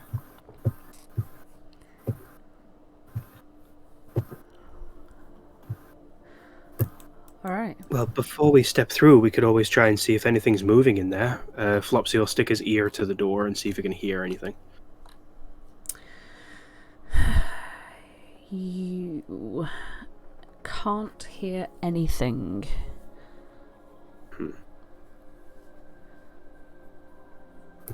Well, I don't think we're going to bump into her if we go in there, because I can't hear a single thing. Where's Oswald? Oswald's been tagging along. I've just been looking at me spells and stuff. Okay. Well, here goes nothing. Archie steps in. Oh my god. A horse's head leers at you with glossy eyes, its lips drawn back from pointed yellow teeth. Archie, this is not the best thing for you to be observing. The head of this horse is affixed to a large 8-limbed armature made of wicker and wire, situated so that it faces the doorway where you entered. Near it is a wooden crate. Flies buzz around this disordered room, landing occasionally on animal carcasses that lie strewn in small piles. On a low table rests an assortment of tools: saws, knives, scrapers, a hand-cranked drill, sewing thread, and needles and awls, all around several taxidermic subjects in various stages of completion. A shelf that looks on the verge of collapse leans against the wall between two windows and bears the weight of dozens of stuffed horrors. Each one is an artless combination of 2 or more animals. As soon as she enters, Archie throws up after seeing this and then just leaves the room. And she's just going to wait outside. Well, assuming that, if you want to investigate, she's just going to wait outside. You can see foxes' heads affixed to turtles. You can see, stoats with snake heads. One such body has, snakes for legs.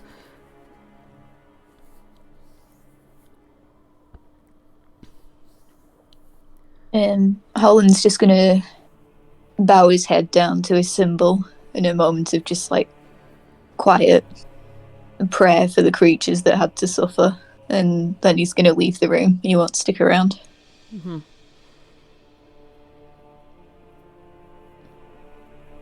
Unless attached to Holland's hand, Flopsy would have only stuck his head in, he wouldn't have gone in. Oswald, are you going to look around this room of death? Look around the room of death. What a lovely room of death. You go searching. Sorry? Are you leaving the room? Yeah. Alright. Well, yeah. Okay. You close the door and you all sort of look at each other just what the fuck? The sort of severity of disgusting interests sort of all hit you at once. That poor horse.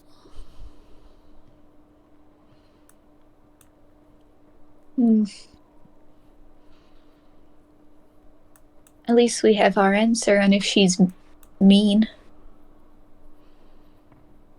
Do you think that head might belong to the scarecrow? Did he say he have a horse's head? He has a skull of a hag. A skull of of a stag. So with its antlers and all, Yeah. That's what we're looking for, is it? Yeah, that's the Clapperclaw's real head. Well, I say real head. Obviously, he used to be a child, but Right. Okay. it's a stag head. So that wasn't what we needed. Yeah, I suppose we should grab that. We can put it in the. Oh no, it's not. It's not that. Yeah, I'm just saying that's what you are looking for. Right. It wasn't in the room. No. Yeah, it's a stag's head with antlers, which is what you are looking for, but it wasn't there.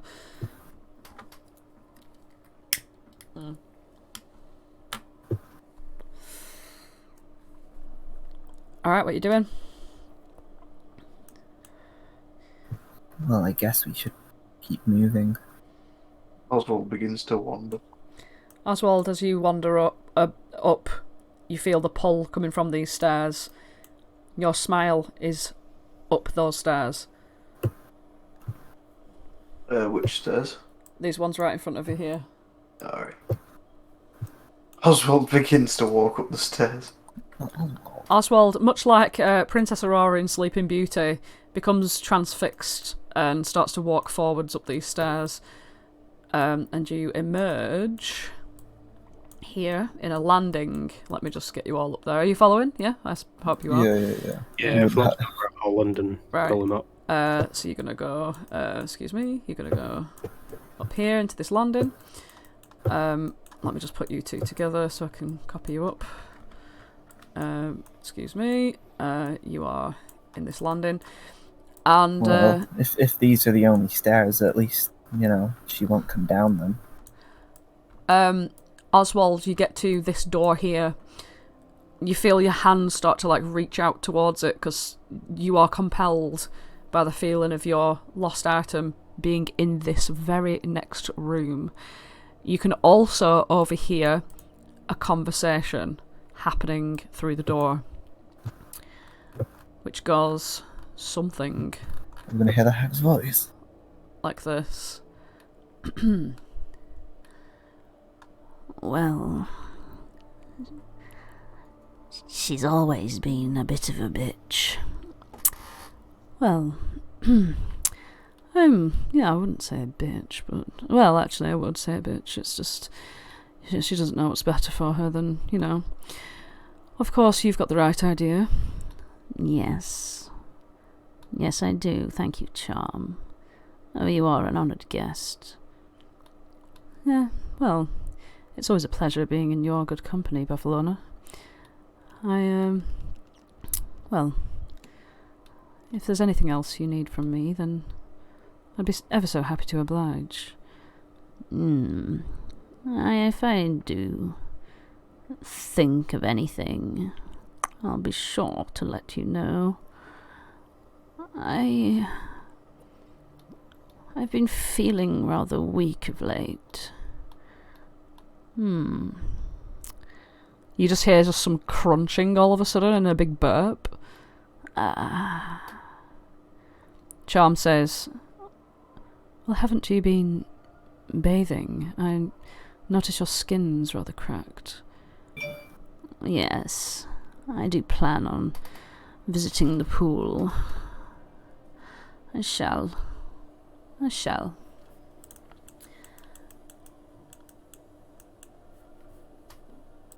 You hear Charm say, What? What is it? And you hear Bavlorna, listen. And that's the only things you hear as it goes quiet in the room.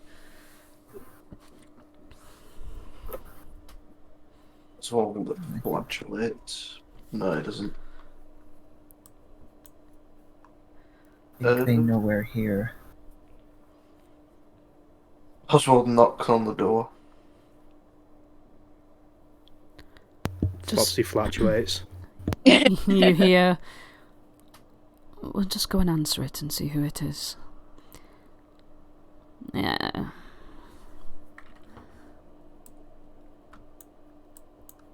I shan't. They will come to me. Everyone comes to me.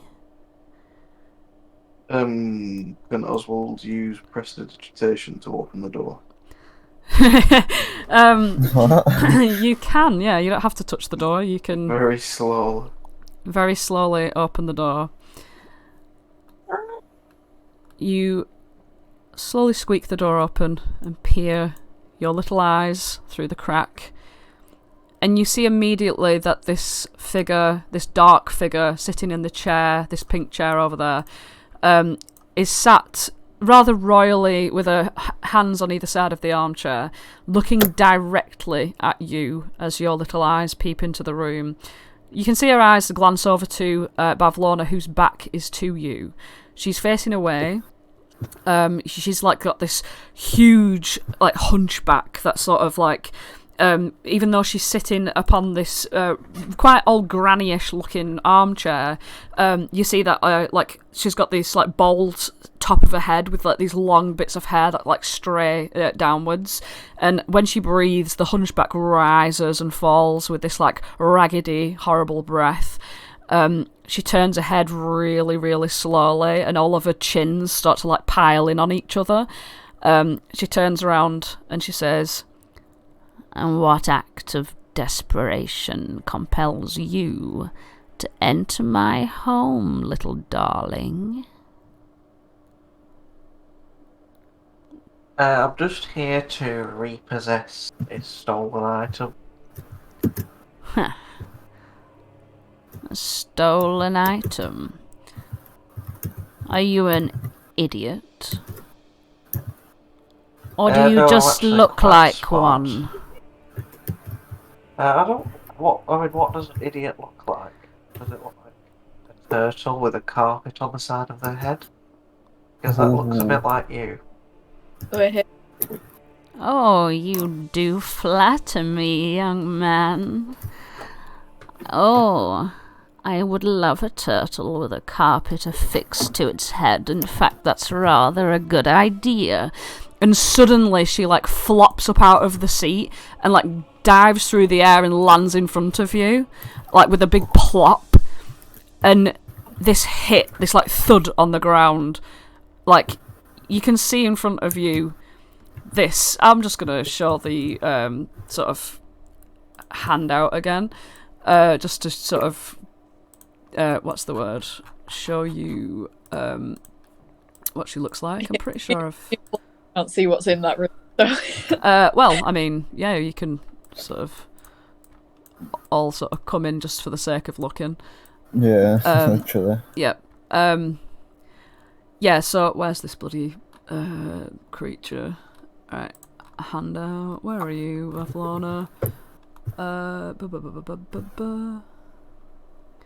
Oh, for some reason it's just not easily available, so that's nice. Yep, We can't... should all have the handout, can't we? Yeah, surely I've shown you the handout before, so you'll see it in the handouts. Oh, here we go. Bavlona, there we go. Saucy. This great lumping thing sits before you. She says, she gets a little bit closer to you, and her massive goggly eyes, like very wetly, like close and open, like as she looks at you, Oswald, and you can hear, like, from your very own sort of magical machinations, the sort of ticking of clocks that you feel and hear when you cast spells. It's as though her eyelid twitches along with the ticking of the clock. And she makes an ever so slight glance to a grandfather clock, which sits over here, by the window, shadowed in the dark as the light shines past it. Her eye sort of flicks over there to the side and then flicks right back at you. And she goes, "Interesting.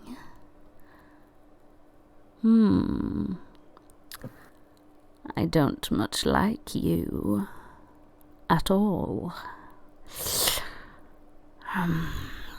She licks her lips. Charm sort of stands up, looking quizzical, as if she's confused by Bavlona's sudden dislike. Not that she generally likes people anyway, but just this is unusual of her to immediately declare that she doesn't like someone, because usually she'd, you know, try to schmooze them or do something to get something out of them. She leans closer to Oswald. I'm guessing all you guys, I know you're in the room because, like, you want to see the room, but I'm guessing you're all, like, behind the door sort of thing. Yeah, Oswald's front and centre here. Who has the bag of holding? Flopsy? I don't have... It was one of us, I think. I think you have it, but I'll have it for if we need someone to have it and we don't know. I think you kept it at Alar after we put Alar's statue in. Okay. I don't have a list of what's in it, but... Oswald, you get the impression that Bavlona's looking at you in a very confused way. She says, "And what? What would a little sorcerer like yourself be doing here? You come to topple me from my throne and reverse the beauty I have bestowed upon this domain." It's the group thing that belongs to me, which is my smile. But I hope it's not the one that you've got on now, because that's disgusting. Now, fortunately for you, your smile is contained within an item. I would never wear a smile as ugly as anyone's but my own. Now. What? And Oswald just points at the clock. Oh, you are very clever, aren't you? I can't stand the thought of you and your forward progress and the ever-ticking. What about... Charm sort of smirks. You see this dark figure, this darkling. She sort of like leans back in a chair as though Bavlona's got this. She knows how to deal with people like you. I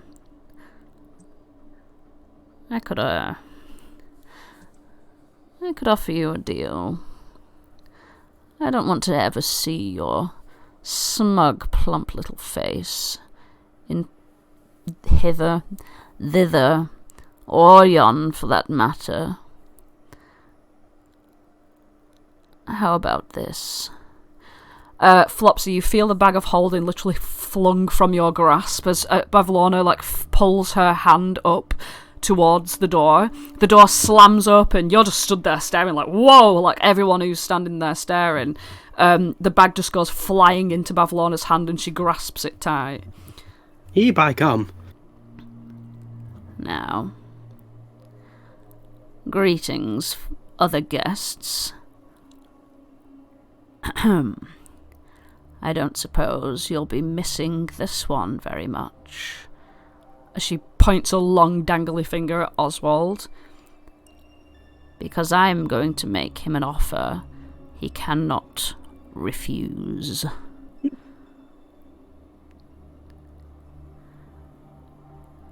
You see that clock?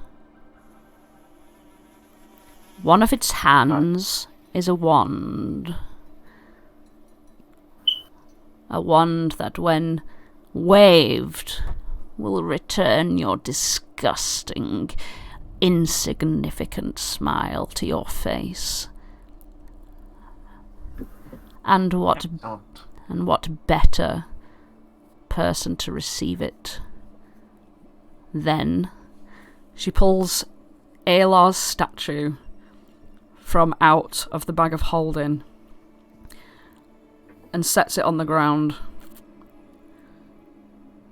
I know every single one of my possessions in this realm. And this statue belongs to me, meaning I can do whatever I want with it. My proposal is that you leave Prismere hither, thither, and yon forever, never to return, without the ability to return. And you can not only have your smile back, but your friend as well.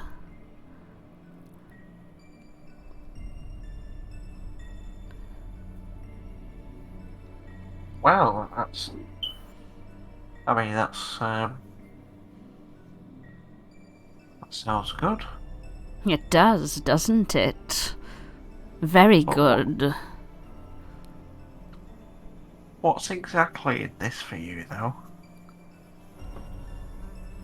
She looks at you with a grimace, as if you don't be so perverse to even think that this is her doing a good deed. She's like, ugh. To be rid of you, of course. There's a reason why that clock doesn't tick. There's a reason why that this land stays exactly as it is, and that everything stays exactly as it is, and that time will never change anything. And you You are just a pest that will get in the way.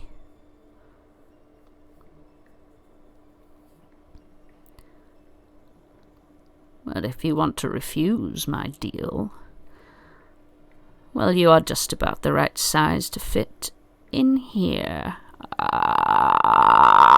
She starts opening her mouth like really big. Like...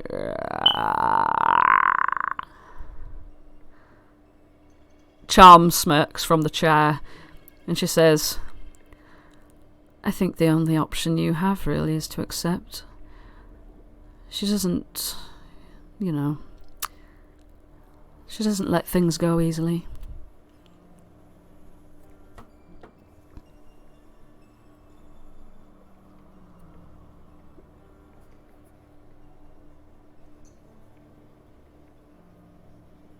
Oswald beckons towards the clock.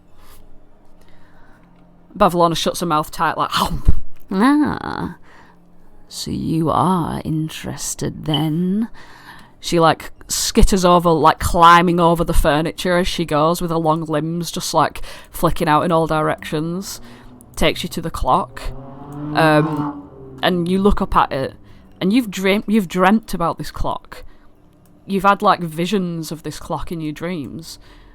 And it's so tall. And you almost dream that you've been trying to climb up one to get to one of its hands. She reaches a long, long hand out and plucks a hand from the clock. And you realise it's not a hand at all, it's a wand. And she places it out in front of her. And she says, What do we say? I agree to the deal. Yes, I agree to the deal. And Oswald desperately. Perfect. She sort of, like, grabs you by, like, your hood, lifts you up, and you're, like, dangling through the air, and she plonks you down right here. And she claps her hands together and lifts her staff up high in front of her. No going back now. She takes the statue of Alar and places it next to you, facing you, Oswald, looking directly into your face. You see Alar's shocked expression.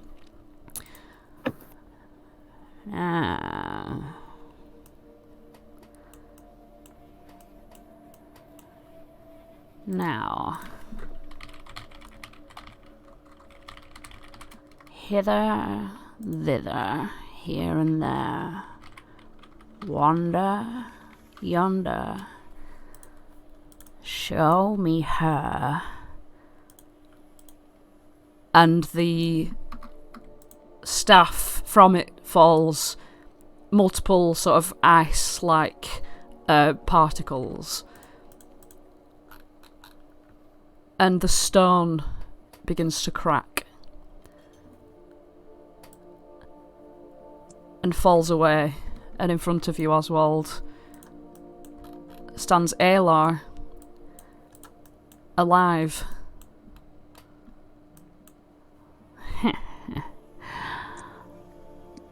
She places the wand into your hand, Oswald.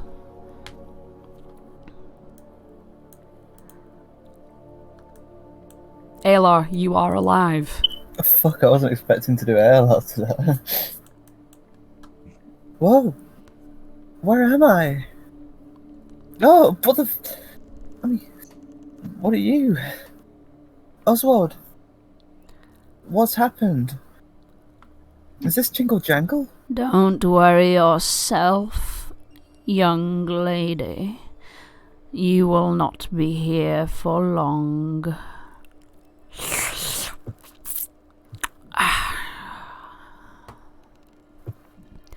Oswald, you are standing in front of Alar in the flesh. You have your wand. Hello, friend. Oh, hi Oswald. Friend? Oh, Yes, we're besties. Yes. So we are. Pat Oswald on the head. You have the wand in your hand, Oswald. You know that when you wave it, your smile will return. How would Oswald be getting back to the Witchlight Carnival? Like, would he just... Bavlorna will sort that, don't you worry. Is it soon, or...? You can see that she's already raising both of her hands, ready to whisk you away. Well, Oswald turns around and is going to assume that everybody knows that he's about to leave.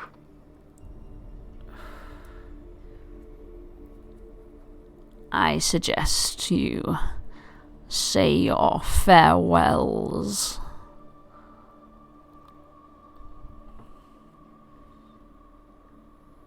Well, guys, I guess this is the end of our chapters together. I don't really know why I went with you guys. I hate you all. You all brought me on a nice adventure, and it's brought me to a time in my life that I never thought I would get to experience, which has been acquiring this. And as he sort of waves this wand around, the muscles in his mouth begin to reconfigure. And he smiles. Archie, Holland, Flopsy, Aylar. You see Oswald's smiling teeth for the first time. His eyes crinkle in the corners as he smiles around at you all. Does he have dimples? Do you have dimples? Oswald indeed has dimples. Aww. Oswald! Oswald dimple cheeks! I knew you had it in you. That's both of their reactions out of the way.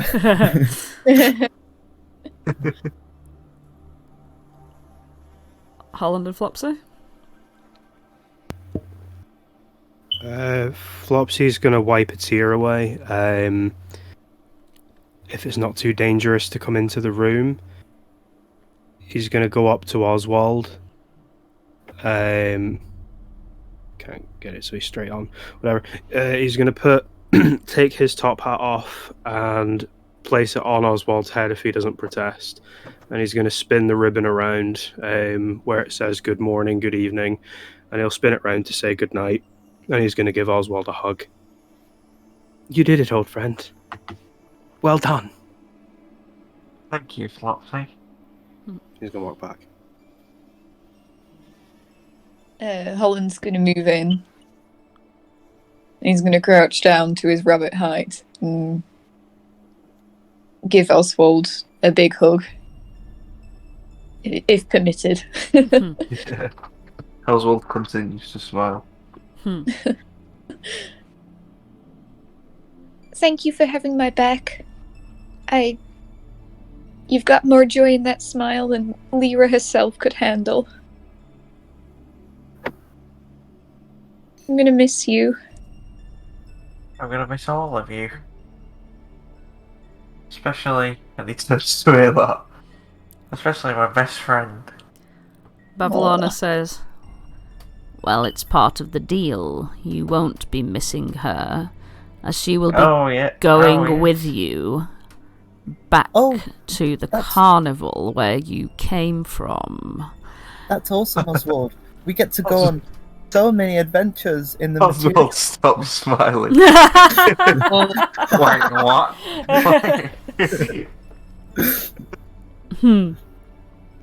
Oh, we can go to Neverwinter and Waterdeep and Baldur's Gate and Luskan and the Icewind Dale and Thay and Ayla continues listing off of places. Well, At least I'm not dead. Oswald jokingly says. Well, And he also says goodbye to Archie. Oh, Goodbye. see I you. know I didn't know you as long as the others, but we had some good times. I'll never forget the time. Well, it'll come to me, and when it does, I'll think of you. Maybe that time when I smiled. Oh yeah, I'll never forget this moment.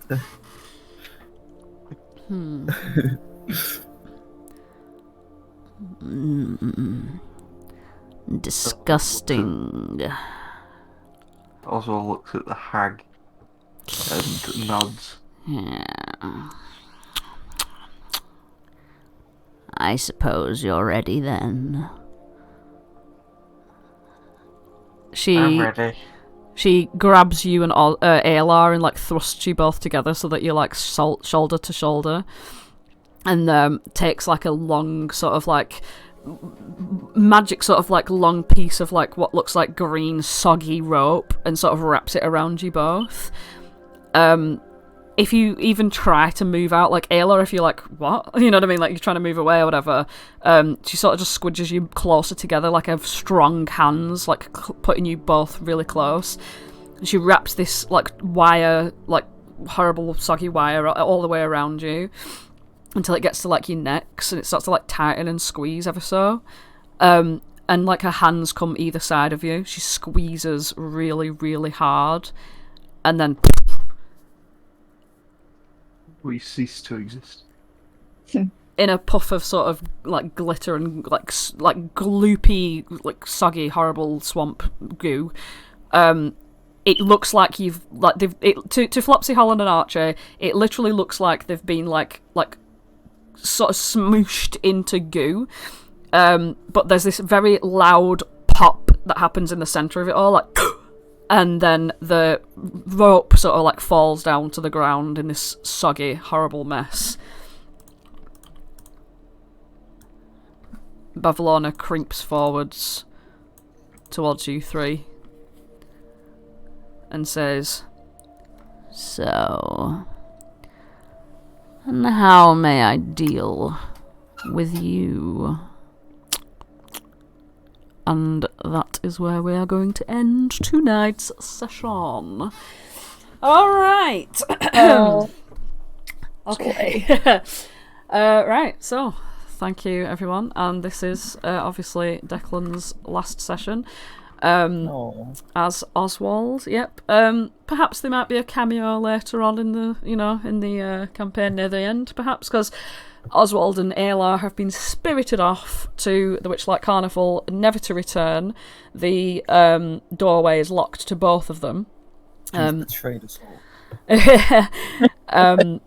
Yeah, so Bavlorna wanted rid of that sorceress magic, especially the Clockwork soul magic, which hints towards you guys that obviously Bavlorna is very much frightened of forward progression, of time, change, etc. Tell her about our liberal views. Mm-hmm. She's just living for the now. Yeah. So yeah, this is obviously Declan. It's your last sesh. Hopefully Oswald went out with a little bang. Well, a pop. He did get his little smile back. Oh. And then he lost it as soon as he found out. He was stuck with Ayla for the rest of his life. It was his fate. And he knows he can't outrun Ayla. Yeah, Ayla will be following Oswald wherever she goes. So thanks for watching, everybody. We'll be back again next week.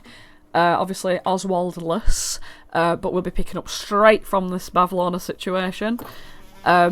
Oh, that's a nice fly in the distance there. I could really stop that. Thematic. Hey. But yeah.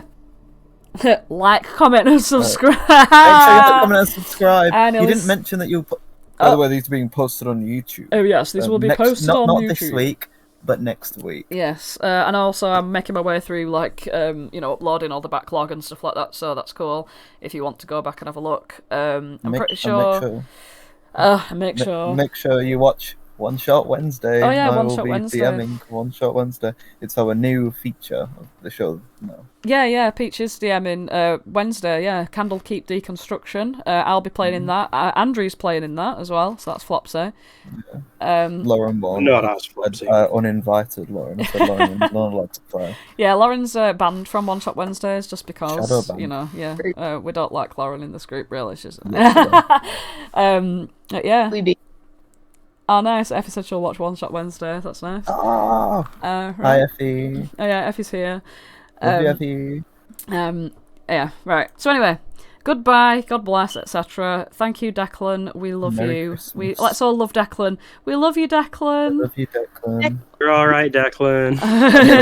Thank you. We love you, Declan. All right. Thank you. Good. This is not the last you'll see of me. All right. It's not. He might join us on some random man. Wednesdays. He might join us on random Wednesdays, but who knows, right?